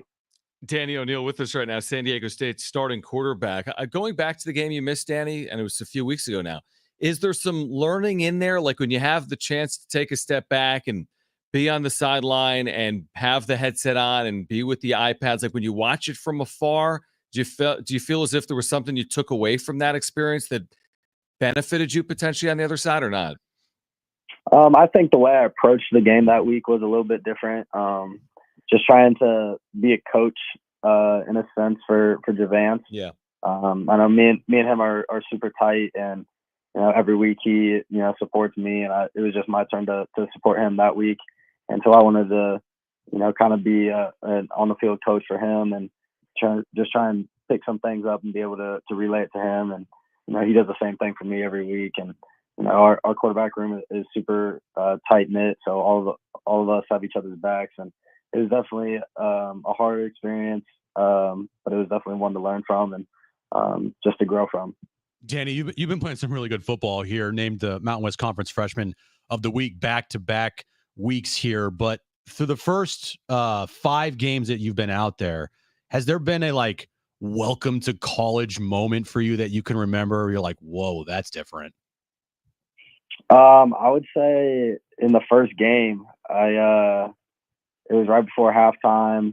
Ran a read option. I pulled it, and that was like my first time really getting hit. Mm-hmm. And I remember feeling it, and I was like, oh yeah, this is college ball now. Yeah. just being able to, there's been probably one hit a game like that just kind of wakes you up and reminds you that you're playing big time college football. So definitely a blessing, and I wouldn't want to have it any other way. What's it been like to develop relationships with your receivers? I mean, it seems like on field you've had really good connections with a lot of these guys. I mean, Jayshon Polk has been a target, but I'm watching the emergence of like a Jordan Napier who had some huge plays. You really trusted him late in that game at Wyoming. He's a freshman himself. Now, he redshirted a year ago, but he's a young player. What's it like growing these relationships with your receivers over the course of a year? It's really fun to see their growth. Obviously, we have a lot of playmakers. We got Jayshon, got Boog, Jordan Napier, LB, Nate, Makai, all those guys, all in the rotation. Just the way that they attack each and every day at practice. It's really, it makes my job easy, just trusting that they're going to run the right routes, going to be in the right spot, make the right decision. And I just got to put it in a general vicinity of them, and they're going to go up and make a play. Especially Nate, LB, those guys, kind of deep ball threats, jump ball threats. And then you got Jayshon and Nate and Makai, who are route technicians, and they can do some danger. They can do a lot of damage when the ball's in their hands with yards after catch. We had your QB coach, Matt Johnson, on our show before this season. And one thing that I loved hearing from him is like, look, this is Danny's team. This is his role. He is not going to be a guy that if he makes a mistake, we're going to be like, okay, yeah, we're going to the next guy. And I feel like that is something that is a great thing to have as a player, to not have to be worried about making mistakes. And frankly, you haven't made many mistakes this year, but from him being your quarterback's coach, how much has he helped you this year develop into the player you are now, and helping you to develop into a player that you want to become down the line? Yeah, he pushes me a lot, and I'm really thankful to have him in the room with me. And I know the rest of the guys feel the same way about him. He's probably one of the more liked coaches on the staff. Everyone seems to love him. He's a funny guy. I hate to admit, but yeah, I mean, and on top of that, he's just a great coach. And he was and played in this offense. He knows what all the little details. And he just tries to pass down all the information that he learned playing in this offense however many years ago, to pass it down to me, just so that I can have the best advantage going forward. And he's always in practice, he's pushing me and making sure that I'm seeing different looks, seeing different pictures. And he challenges me every day, but I'm really grateful to have him in my corner. Same with Coach Lou and the rest of the coaching staff. They have been pushing me all season, and just really grateful for the support staff that I have out here. Danny O'Neil with us right now, the Aztecs starting quarterback here in 2024. Now, Danny, we've had you obviously a few times on the radio. We've asked you about Marquez Cooper. He's just such a winning football player. I mean, you can look at the numbers. He just has like an ability to make winning plays. Obviously, I thought the play he made on the final drive going down after the first down was a headsy winning football play. But what's it been like for you to have a veteran like Marquez in your backfield next to you, basically 99% of snaps, being alongside for the ride, so to speak, throughout this freshman year for you? Yeah, like you said, he's a headsy football player. He sees defenses well. He knows his assignment on every play. So, that's one. We always talk about doing your 111th, and everyone knows that Coop's going to do his. So it's just up to everyone else to, do your part, and, we'll be a winning football team if everyone can do their 111th. And it's no shock to me that, he took a few hits, but, he bounced right back in it, and he was late in the game that's when he made his biggest plays. And that's one thing I've noticed about him, is as the game goes on, he only gets better and better. So, love being able to share the backfield with Coop, and he's a really good football player. Can't stress that enough.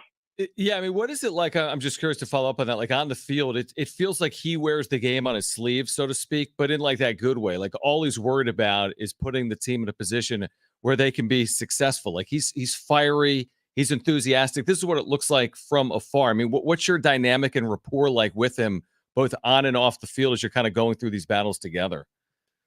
Yeah, he has two different personalities. He has his off the field personality where, he's a funny guy, loves talking about, like Madden and all those other things. And then once we get on the field, though, it's business. And that's one thing that I've tried to emulate from him, and just the way he goes about his business on and off the field. He loves football. It's all he does, all he thinks about. And definitely he's a fiery guy. He wears his emotions on his sleeve, which I love. And honestly, I do the same. I try and stay as even keeled as possible throughout the game, but every once in a while my emotions will get shown a little bit. And I just love that about Coop and how fiery he is, and just how much he loves football. We all know your story, decommitting from Colorado, coming here with Sean Lewis. How has it been to play for a Sean Lewis coached football team? It's everything that I expected. The way that he pushes us, the way he leads us day in and day out. He's the same guy. We've gotten very close. I just can't say enough good things about Coach Lou. I mean, seeing him every day. He's always the first one in the facility. He's always lifting at like 5:30 in the morning. I'll be getting there around like 6. He's, halfway through, we're just finishing up, and he's always giving me crap about he's beating me to the facility. And me and him have gotten very close, and we just, honestly, we just start like messing with each other now, whenever we can. But same thing with, as I said with Coop, like business is business. So, the way that he goes about his business is kind of the way that the team is starting to, and that's just the culture that we're building. And it's just going to end up to, a championship culture is what we're always talking about. And so that's, the end goal is to win championships here. I'm going to ask something that isn't a question. I'm just going to say a name and you can react to the name. The name is Trey White. I mean, what can you say? I mean, he has had a ridiculous, it's not just these 6 games, the last 4 games, I think it's 10.5 sacks. It's 11 for the year. What can you say? You go up against him. It must be fun to go up in practice. Yeah, at least you're wearing a red jersey at practice. What is it like watching Trey White and the impact he has on a football game? It's fun to watch. Like you said, going up in practice, like we'll do live periods, and he's just always around the ball. I don't know how he does it, but he's just always around the ball. And obviously we don't like game plan for our own defense, so like we'll be running our game plan against the defense throughout the week, and for whatever reason he's just always in the backfield making plays. And the way that he practices shows up in games. He goes hard every day, so the way that it's no surprise to me that he's having the success on Saturdays just because of how hard he works throughout the week. Danny, always appreciate your time. We're excited for you. We love watching the continued improvement of this team to get to this point at 3-3. And like you said, 2-0 in the Mountain West with really all of your goals still in front of you with the bye week. Washington State homecoming on the other side. Always appreciate you taking the time, and we look forward to catching up again soon, all right? Yes, sir. Appreciate you guys having me on. All right, great stuff. Danny O'Neil, San Diego State starting quarterback again. This is not normal to have a true freshman start. 2 true freshman quarterbacks that have started this year in the nation. It's Danny O'Neil and it's Nebraska's starting quarterback. That's it. Like, this is a small list. Yeah, who's really highly sought after young player like Danny was, obviously, with the Colorado initial commitment before he chose San Diego State. So it's been fun to watch. You don't know what you're getting into, the true freshman. I mean, it's hard to know, but I think he's really. We didn't ask him about the interception. Get the number. I have it. 128 pass attempts without an interception until he finally had one. Yeah. At the end of the second quarter this past week because his arm was hit, and it was basically at the line of scrimmage. I thought they were going to rule that a fumble. I did too. I was like, please rule it a fumble. Like, keep even the streak alive. the announcers on TV were saying, maybe this could be ruled a fumble here because it looked like the ball was coming out as his arm was back instead of going forward. But some of me is like, you know what? Just get it out of the way. Get it out of the way. And they won the game, so all is good. Yes. And getting the interception out in a win, like you take it. And really, when you break down the interceptions and the turnovers and things, right? Mm-hmm. You can look at any quarterback in college or the NFL, and you could probably say like, well, 3 of those interceptions were like off the receiver's hands, and the receiver juggled it or off a lineman's head or some kind of crazy thing like that, right? That to me, I don't consider like a true, oh, that's a bad mistake. It was a great play by the defensive lineman, got Danny's arm, the ball was in the air, and then another great play by the defensive end to catch it over his head and cause the turnover there. It wasn't like he made a bad read and it was a really bad throw and it was an easy pick for the cornerback. It was like a bang bang play that was a jump ball and got caught. But overall, like Danny's been really good for this team. And by the way, he does not sound like a true freshman. No, either. he doesn't. No, he's really doing a great job as a young quarterback here on the Mesa. So we can react to that conversation on the other side. Plus, let's peer in at what's happening right now in the MLB postseason. Game 2 underway between the Yankees and Guardians. That NLCS is shifting to New York as well. We're here until 6 p.m. on Jon and Jim.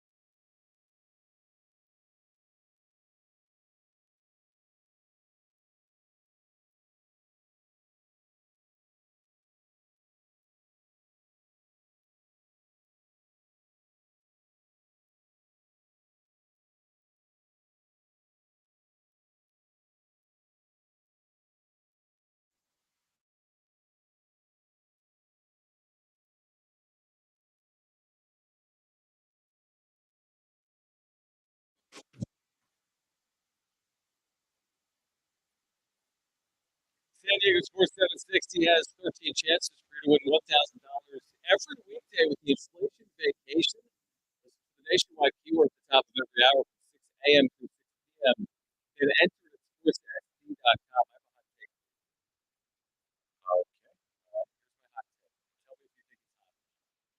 Hot or not? Better be good. Yeah, I remember Hot or Not. We've talked about it, right? Yeah. It was a website. Yeah. With like people. right before Facebook. Right. Or MySpace, sorry. Right? No, Facebook. Yeah, right before Facebook. Remember MySpace? It was so weird with the music playing and stuff. Was there music on the pages? It wasn't like that before. MySpace used to be Yes. what Facebook was. Music. But music Yes, was on there it. was. Yeah, music was a huge part of it. Yeah, but it wasn't like the part of it. It was like Facebook 1.0. True. Anyway, here's my hot take. Okay. Hot or not? Is this hot? No. The Mets, to me, are a clear favorite to win this series. And here's why. Their starting pitching is going to hold up, and they got Luis Severino for game 3 and game 7, if necessary. Who's And pitching tomorrow? Luis Severino. Who's pitching game 4? I don't know. Let me look. But I do know this. The Mets rotation, I would have said the same thing about the Padres, but the Mets rotation is better than the Dodgers rotation. And in a 1-1 series with 3 of the next 5 at home, they've taken home field advantage with Severino potentially 2 times. That's 2 of the 3 wins they need. I like the Mets because of the rotation from here on out. 3 of the last 5 at home. Is that hot? Not really a hot take. And the Dodgers were minus 180 to win this series when it started. Yeah. I think anybody that watched or watches the Dodgers knows that they're always on like this kind of thin ice with the rotation situation. I said it during the division series that I felt like whoever came out of this series was going to have a really tough time with the Mets because they're pouring so much into this series. And with the loss of Joe, I think the Padres would have struggled. I think they would have had a tough time because on the road in a game 3 or 4, you're going like Martin Perez or bullpen day. Right. And the Dodgers are going bullpen days, which backfired on them on yesterday. And they'll have at least maybe one more bullpen day. That's the thing. Brandon Knack, is that the guy's name? Andrew, I think. Andrew Knack, whatever. Knack. It's just, you're not trusting him. You're not starting him in a game. You got Walker Buehler tomorrow, who stinks on the road. No, what is this guy's first name? Is it Brandon Knack? Landon Knack. You said Brandon. I said Andrew. Yeah, we weren't even Okay, close. Yeah, it's. So that's Look, like a reasonable take that the Mets could be considered. Am I going to be surprised if the Mets win? No. Am I going to be surprised if the Dodgers win? No. But will I be surprised if the Guardians win against the Yankees? Yeah, definitely. Yes, I will. I'm almost like just putting the Yankees in at this Yankees point. are in. Well, the Guardians win a game in Cleveland. Yeah, maybe they win 2. Maybe it goes 6 games. I just don't see the Yankees. They won game 1 already. They can end this game in the 2nd inning right now. Yes. They've loaded the bases with a 2-0 lead. The series is over. So, yeah, I'm with you on that. I think, Yankees, Mets, do I need to see it? I'd prefer to see it because that means the Dodgers are out. You also want to know a dirty little secret that's going on with the Dodgers right now that no one's talking about? Can you say it on the radio? I can. Okay. The greatest baseball player to apparently ever live is Ofer without runners in scoring position. Why did you do it? We don't say it until they're out. We only say it to each other off air. You just ignited this guy. No, I He's didn't. hitting 3 grand slams tomorrow. Wait, what's he done in the postseason? He's like 6 for 8 with runners in scoring position. No, I know that. And I think he's 0 for 18 with nobody on. Okay, here are his postseason numbers. He is 6 for 27, a home run, 5 RBIs. That's 222. Yeah. His on-base plus slugging is 677. And the 6 hits are with runners in scoring position. That's amazing, actually. Yeah, he's had So no he's come hits through when he's needed to. Right. Yeah. Now, look, he could have a 4-hit an game. amazing next 3 days in New York. What was that game we watched? Was that in Miami? He's 5 for 5 with 3 homers and 50 steals and all this. Again, that was off of the Marlins pitching, and it was also off of a position player. Great point. In Miami in the regular season. You cannot tell me that some guy, great game. Right. You can't be like, dude, he had the greatest game in the history of the sport, but 1 home run and 4 RBIs was off of a position player. Oh, come on. Second baseman make the best pitchers. Everyone knows that. That is true. Yes. No, you're right. Jake Croner would like to talk to you. Yes. That was sold as the greatest game in baseball history at the time. All right, I roll my eyes at that, but whatever. September was amazing. It was. And he's had some moments here, he's specifically against the Padres. The 3-run home run was huge in game 1. Yeah, but he did nothing in game 2, did nothing in game 3, did nothing in game 5. Right. Game 4 had an RBI single off. The 2 games he did something, they won. And Yeah. then game 5, Dodgers had 2 hits that were home runs. And that was it. No, you're I right. think they had 3 hits total. 4 hits total. in the game. Yeah. 2 home runs. That was it. All right. So 4 home runs. So when tomorrow. Ohtani's 4 for 4 tomorrow with 3 home runs At Jim Russell SD. yeah, it'll be my fault. At Jim Russell SD. More on this MLB postseason. Jim's back page. We're here until 6. It's Jon and Jim.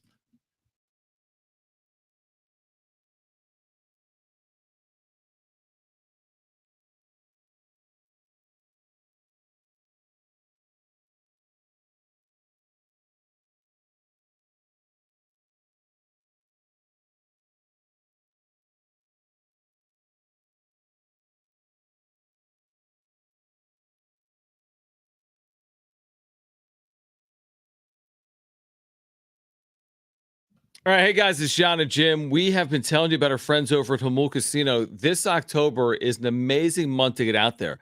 MLB postseason action, NFL football going on each and every weekend as well, plus some terrific promotions, opportunities to win on Monday nights and more. Yeah, you can catch playoff action and football action at Tony Gwynn's Sports Pub. It is a great place to watch a game. Not only that, they have great food for you as well. The Slam Diego Burger is a must get at Tony Gwynn's Sports Pub. They also have great other dining options that you can experience as well, like Emerald, their new Chinese cuisine restaurant. It just got a brand new facelift. It's a great place to go eat, hang out, watch a sporting event. You got to get to Hul Casino. We need to get over to that brand new restaurant, Emerald, and we've already been to Tony Gwynn's Sports Pub, and it is simply terrific, to Jim's point. In addition, they've got endless dining 5 nights a week. Their endless dining options include, listen to this, Saturday surf and turf buffet. They've gone over the top with perfect combinations of succulent steaks, delectable seafood, and more. Yeah, get to Hul Casino now for all football and postseason action. Hul Casino, it's fun above all else.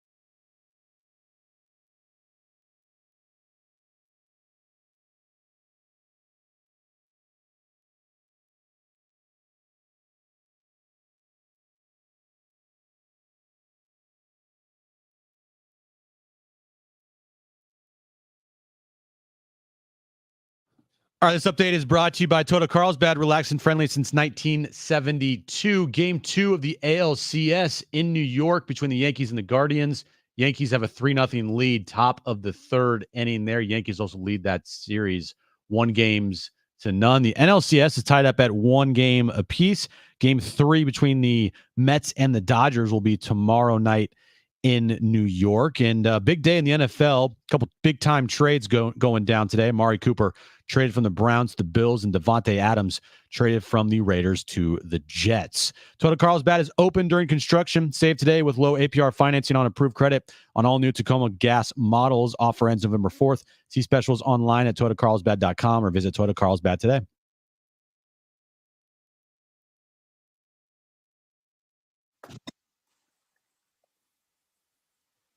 To the conversation we just had, Dave Roberts saying today there are no plans to move Ohtani down in the lineup. Why would there be? That doesn't make a lot of sense, but he was asked about it, and Ohtani will lead off for the Dodgers. I don't want to hear from Dave Roberts for a long time. I know. I just don't. I know. Like, it's so funny. I put out on, so you know the snake that was in the dugout yesterday for the Dodgers? Yes. It's like a little gardener snake. There was a little gardener snake in the dugout for the Dodgers during the game. Mm-hmm. I forget. I think it was like Kike Hernandez flied out or whatever, came back to the dugout, looked down, and there's a snake right there. Mm-hmm. So on social media, I said, watch Dave Roberts blame Manny Machado for this too. And Dodger fans got a hold of this tweet. Oh, did they? Oh, man. They weren't happy? Well, they a lot of them were like, keep crying, loser. San Diego sucks. We're living rent free in your head, bro. You guys are lame, just like your franchise. Yeah, you 0 rings. These losers. posts from sore losers just get funnier and funnier. Yeah, 24 straight innings. Bro's idiot. crying after he got whipped out of the playoffs. Are you reading my tweet? It's so good, dude. It's so good. Dude, I will say this, man. You troll so hard, and you're like in the algorithm so much that the reactions to some of your things are so priceless. Well, it makes it even more funnier that I just don't give a bleep. I know. Like, I just don't care at all. Now, dude. you did reply to a lot of people. I did reply. A lot. But read some of the replies. Little brother energy, someone said to you. Yeah. Someone said cope. Jim clearly rattled, and it says living rent free. And then you just basically tell people like F off essentially in your replies. A lot of them were basically, hold on, let me just pull this up here. Like, I'm not even close to like mad. any of these it's comments. hard to make Jim mad on social media. Yeah, it's I find it just funny that they think that they're like getting to you. So someone put at 2311_Surge. Right. He goes, rent free and still little brother. And I go, you got me, Surge _2311. Yeah, exactly. Someone said, it's okay. You are hurt. Your team is out. You should be used to it by now. But here we are. My team may not make it all the way, but we typically finish further than yours. Not One really. day you may sniff a long postseason run. I go, damn, I don't know how I will ever recover from this. What a burn. And then at EL Jeffe Burns said, you and Manny deserve each other. Said, damn, got me good. At Kenny said, sorry, should I call you a wambulance? My reply was, damn, got me good again. Someone said, where is it here? This is a funny one. He quote tweeted it. He goes, no, because the Padres don't live in anyone's heads rent free the way Dodgers do. Hope this helps. I replied, Dodgers live rent free in Padres heads. Dodger fan proceeds to go out of their way to comment on my post. Right. There's a lot of that. He says the Padres fan who made a post about the Dodgers first, LMAO. I said, well, it's actually about Dave Roberts, but okay. All of this back and forth, social media, whatever. Yeah. It's even worse on Instagram, by the way. It's crazy on Instagram. Way worse on Instagram. Here's the thing. The only winning is to have the Dodgers lose. At this point, the only real There's nothing winning. you can say. I mean, because you gotta wear yes, the Dodgers beat the Padres in the 5-game series. We all recognize it. It happened. There's no real way to get around it. The only way to get around it is to have the Dodgers not win the World Series. Now, that's a little wishful because we don't know if they will or won't. But I thought the Dodgers' big takeaway in 2022 was, oh, you beat us, but you didn't win anything. No. So you could always use that to your advantage if the Dodgers don't end up winning the World Series. The one thing I will say about Padres fan, majority of them, not every Mhm. single one of them, but like, okay, the Dodgers beat the Padres this year. All the Dodger fans are coming out, and I mean, they got bragging rights. So they're going after every Padres fan that they can find. Mm-hmm. To Padres fans' credit, like, no one's backing down. Like, no one's hiding under Right. a rock. Everyone's taking They're it out there on and they're out social, there yeah. and they're responding. And I see it. It's not like a everybody is going MIA. Mm-hmm. And in 2022, when the Padres beat the Dodgers, every single Dodgers fan, not every single one, but They hid majority. under a rock. Oh, dude, they are the ultimate. Like, when we win, we're going to attack you. But when we lose, you're not going to hear from us at all. Like, that's how I feel seeing it, because I saw it both ways. I saw it in 2022, and I see it here now in 2024. Dodger fans, they won. Okay, great. They're chest pumped out. We won. You guys suck, and they have bragging rights for the next year at least. But I feel like in 2022, a lot of you guys that are boasting right now under were a rock. scared under a rock. So I'm also better I'm hope also the Dodgers win. You intrigued. better hope they win. I was going to say, like, there's a lot of really strong statements based on beating the Padres. It doesn't really. There's no way that they signed for Tani and as you're like, man, you were thinking, hey, we need to win a World Series. You're probably thinking we need to win with a $700 million acquisition. The goal, I think they even said it. I think they said it, like, our goal is multiple World Series. So there's work to be done. And it will be seen as a disappointment by everyone, including Dodgers fans, if they don't win the World Series basically each and every year. So you haven't really accomplished your goal. You've accomplished some of your goal. You've made it to a national championship series. You need to get there to make the World Series and so on and so forth.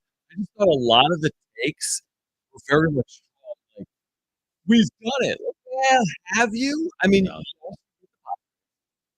but I don't know. Again, there's work to be done. I just told you I kind of like the Mets. Luis Severino pitching 2 of the last 5 games in the series potentially, and with them having home field advantage, they've got 3 of the next 5 in New York. I mean, this is no formality that the Dodgers win the World Series. It just isn't. No. And there's no. Everybody knows how much I despise Dodger fans. Like, it's just duh. I think Dodger fans are. There's something else. They're They're a different bunch. But you guys got to remember, if you don't win it here, then a lot of these comments that you guys have been making, they're going to be thrown right back. You're gonna either be a coward and delete them, because I've seen that happen, or you're gonna go under a rock again. Pretty simple. Mm-hmm. Pretty simple. At least Padres fans, like, everybody's taking it. Most people are taking it, and Dodger fans, they don't take it well when their team loses. They disappear. A couple people on social media were attacking me after game 1. And as soon as the Padres won game 2, I went back to see if their tweets were still there. They were gone. They deleted their tweets. Yeah. So it's not surprising. It's a couple Dodger fans, not all, but just like a handful. But that's the majority of their fan base. When they lose, they don't take things well, and they don't take trash talking well. But when you win, oh man, they love the Padres fans being a fan base that has seen a franchise with not a lot of winning. Everybody here is like heart and shelled by it. Everybody knows what's the deal. Like, nothing's new. Okay, they just lost again. They lost again, right? It's like, you can't hurt us. You can't hurt Padres fans. Like, the Padres fans out there that are going to get attacked by Dodger fans, I bet they're saying themselves, dude, you can't hurt me, bro. Like, I've been hurt way more than you can ever imagine, right? And the thing is, when it goes back in your face, don't throw stones in a glass house. Like, unfortunately, a lot of Dodger fans just can't take it. Yeah, the problem now, and I mean, I'd be the first to admit this, and we're talking to San Diegans each and every day, and a lot of Dodger fans as well, is that right now you're just kind of hoping that the Dodgers don't win the World Series. Yeah, you don't control it. Then again, we didn't really control it when the Padres were in the postseason either. I mean, we're just hoping as well that the Padres win. But now you're like, okay, it's already bragging rights. We'll never hear the end of it if the Dodgers win the World Series. No, especially if they beat the Padres on the way to it. Exactly. That's like a double whammy. But and it's one of those things why you think the Mets have a good shot. I think the Mets do too, but I ain't putting it past the Dodgers to get past the Mets and win the World Series. Neither am I, but I just think the Mets have a good shot. I think it's a very, once again, evenly matched series for the Dodgers and the Mets, like it was against the Dodgers and the Padres. Like, could that series go 7? Absolutely, it could. After game 2, I feel much better about the chances of the series going longer than 5. I think this is going 6, potentially 7. Yeah, I'd be shocked if it went 5. I don't see the Dodgers in New York, and I don't think that's moving in New York. And going potentially multiple days in a 7-game series is the death of it. It's just what does not.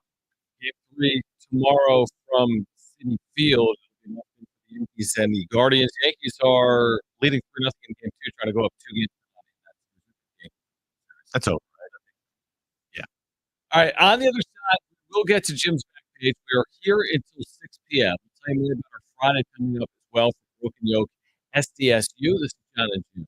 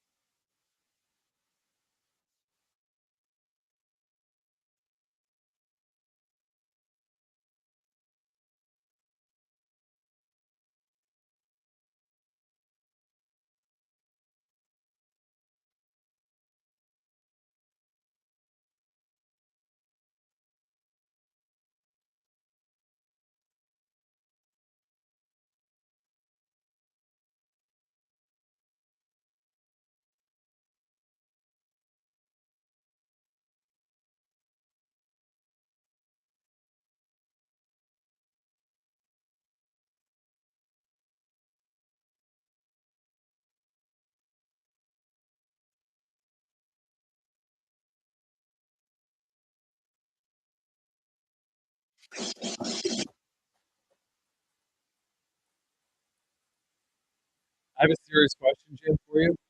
I'm not going to talk about it now. You have to respect the question. It's a safe space. Okay. When is the next time I'm allowed to show?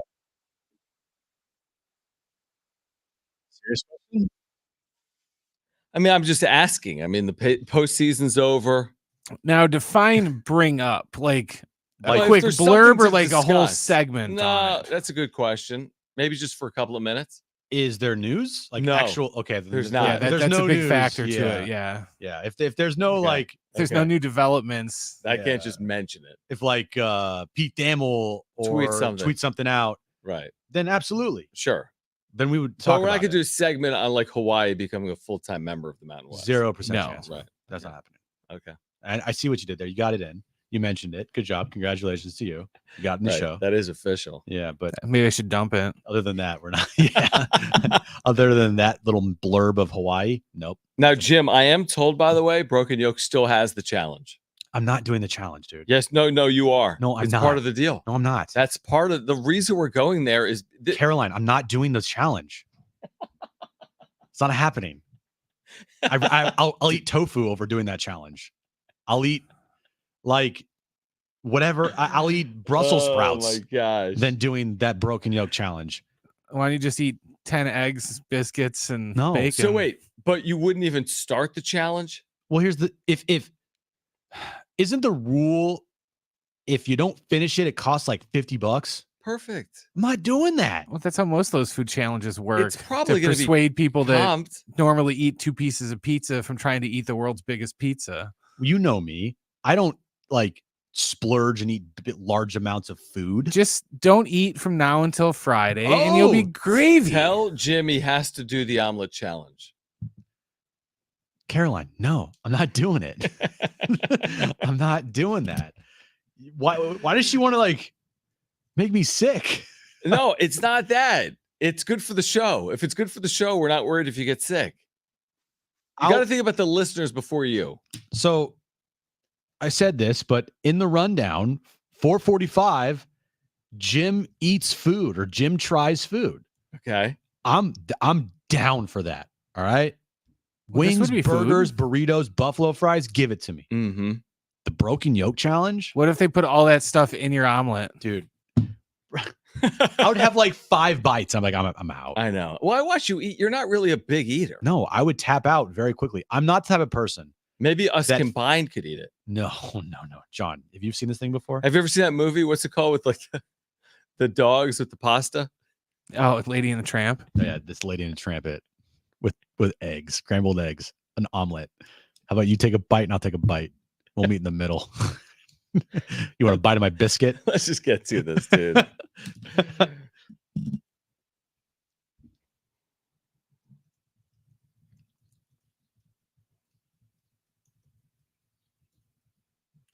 You know, And see- I would do it, Jim, but they never let me leave the house. So Have you ever I'm not. Have you seen? Yes. Okay. But I said my only thing is they have it right in the menu. It says no substitutions, so I can't you'd be go. screwed. You'd be No, screwed. no onions. Just throw mushrooms or something to counteract the weight, but they won't do it. Switching gears. Why? And Caroline's a very persuasive person. I haven't hung out with her a lot, but I feel like she's the type of person like, no, you're doing it. You're doing it. You're doing it. Right. She's just gonna put it in front of And I'm you. like, I'm not doing and it. She's give like, you a you're like, fork. you're doing it. I'm like, I don't want. You're doing it, and all of a sudden I'm eating it. I'm like, what happened? Correct. That'd be great. Krispy Kreme is celebrating the brightest supermoon of 2024 with a 1-day only donut that features a cookie and cream filling with icing and more cookie crumbles on top. You can get this Thursday for just 1 day only. Just one day this Thursday. Yeah, to celebrate the supermoon, super donut. The supermoon's like when it looks larger or something. Yeah, where it's like massive. So this Thursday. Should we do it? Well, Forget about how I scream. Well, I got to get ready for this broken yolk challenge. I know, Apparently, you so I should can't just eat be anything. fasting on Thursday. I can't eat anything. I can't have cookies. I can't have a donut. I can't have nothing. All right. So, are you down for that? A supermoon donut? I mean, I would do it. Yeah. No, you know me. I'm pretty healthy. Yeah, I know. You're weird. I'm very weird. Last night, this is actually a sports story. Last night, the Intuit Dome in LA I was watching this. opened up for the Clippers. Place awesome. looks incredible. It's like a spaceship. Mm-hmm. Well, of course it would. Steve Ballmer's going to put all the money he possibly can into this place. Good for the Clippers to have their own arena. It's about time. Been forever. Forever. And now I would probably say just from the bells and whistles, probably a little better they've than got crypto. the bells and whistles. Yeah. One of the bells and whistles, which I am like, wait, what? Being a part of the media. Mm-hmm. You know, when you go to games, you sit in the press. Like I've been in the press box at crypto, and they stick you like all the way up in the rafters. Right. Petco Park, they have a nice press box. Yeah, definitely. And you know, Dodger Stadium has a horrible press box, and I think the Angels, they put you in like right field or something. It's really weird. Mm-hmm. Some places have really good press boxes, and other places have really horrible ones. Yeah. Well, at the Intuit Dome, John, if you go as a member of the media and you are sitting in the press box, mm-hmm. every single member of the press will have their own personal touchscreen TV at their station. And sweet. Personal charging port. You can. It's all technology. You'll be able to watch both home and away feeds as well as NBA TV and look at game stats in real time if you're a member of the media and you're in the press area at the Intuit Dome. I think that is like next level. We need to try to get a press pass to go. Yeah, I'm with you on that. I mean, look at this thing, dude. Let me see. Obviously, you can't see it on radio, but well, it's probably only going to be a matter of time before they get like tournaments or they host a regional. Oh, or definitely. 100%. You're exactly Isn't that right. amazing? It's ridiculous. And I'm told, I think every seat, Jim, has a charging port. Has charging ports and like all kinds of technology. Like lights and stuff. It's ridiculous. Yeah, it's crazy. This place looks, and their halo that like the NFL stadiums have. It's a mini halo from like the Rams. Yeah, at Ingle or whatever the SoFi. Yeah, SoFi. Speaking of arenas, John. Yeah.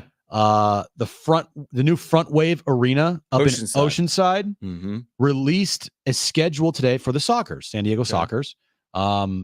They've had, I think, a couple games there. Kawhi Leonard was there the other night wearing a Padres hat last week. San Diego Clippers are going to be playing there. Right. They had a Clippers Nets preseason game. Right. It looks cool. 7,500 seat. Yeah, it looks nice. Arena. Intimate. It's an intimate place. It's not big. And the San Diego Sockers are going to be one of the main tenants there. They've released their 2024-2025 season schedule. It's available now. Okay. Tickets are also available as well. The home opener, the Major League Arena Sockers, San Diego Sockers will debut at the brand new Front Wave Arena in Oceanside on Saturday, December 14th. Okay, 2 months from now. Yes. Their full schedule is out at sdsockers.com. I think the place looks cool. It does. I want to go. I'd be totally down to watch a G League game. You know, when Bronny gets back in the G League and he's back, you know, in San Diego playing for a G League team. Clippers against the Lakers. I'll go watch that. Yeah. Because we all know, I mean, Bronny's going to play opening night, but eventually the word is out. I mean, he sucks. He's not good. He's got to be back. The word is out. Well, I watched a podcast, like a brief podcast the other day, as a Ringer podcast, and they just lit up Bronny, like lit him up.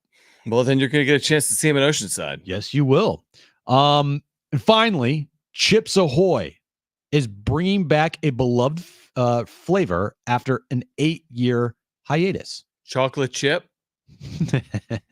Chips Ahoy is preparing to bring a cookie back to store shelves, the Chips Ahoy Hot Cocoa Cookie. Hot cocoa. That sounds good. The cookies are advertised as being made with real cocoa, a creamy chocolatey center, and a marshmallow chip. Look at this thing. Let me see. Ooh, look at this. Show Brent that. It's very nice. So it's like I think visually it's appealing. It's like a thing, and then you put the marshmallows on top. Like, make it part of the challenge. I could eat a whole tub of that. Yeah. I'm much better with desserts than I am with like.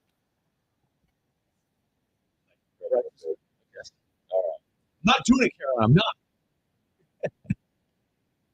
If you missed anything today, sportsst.com, iHeartRadio app, iTunes, TuneIn Radio, Spotify. Find us on social media. We're there. At Jon and Jim, Jon. We're there. ANDJIM. You can hit Jim. We are back tomorrow at 3 p.m. All right, back tomorrow at 3 p.m. More Howell tickets to give away for Brent and Jim. I'm John, keeping it with San Diego Sports 760. Okay, peace out. Bye. Bye-bye. Not doing it.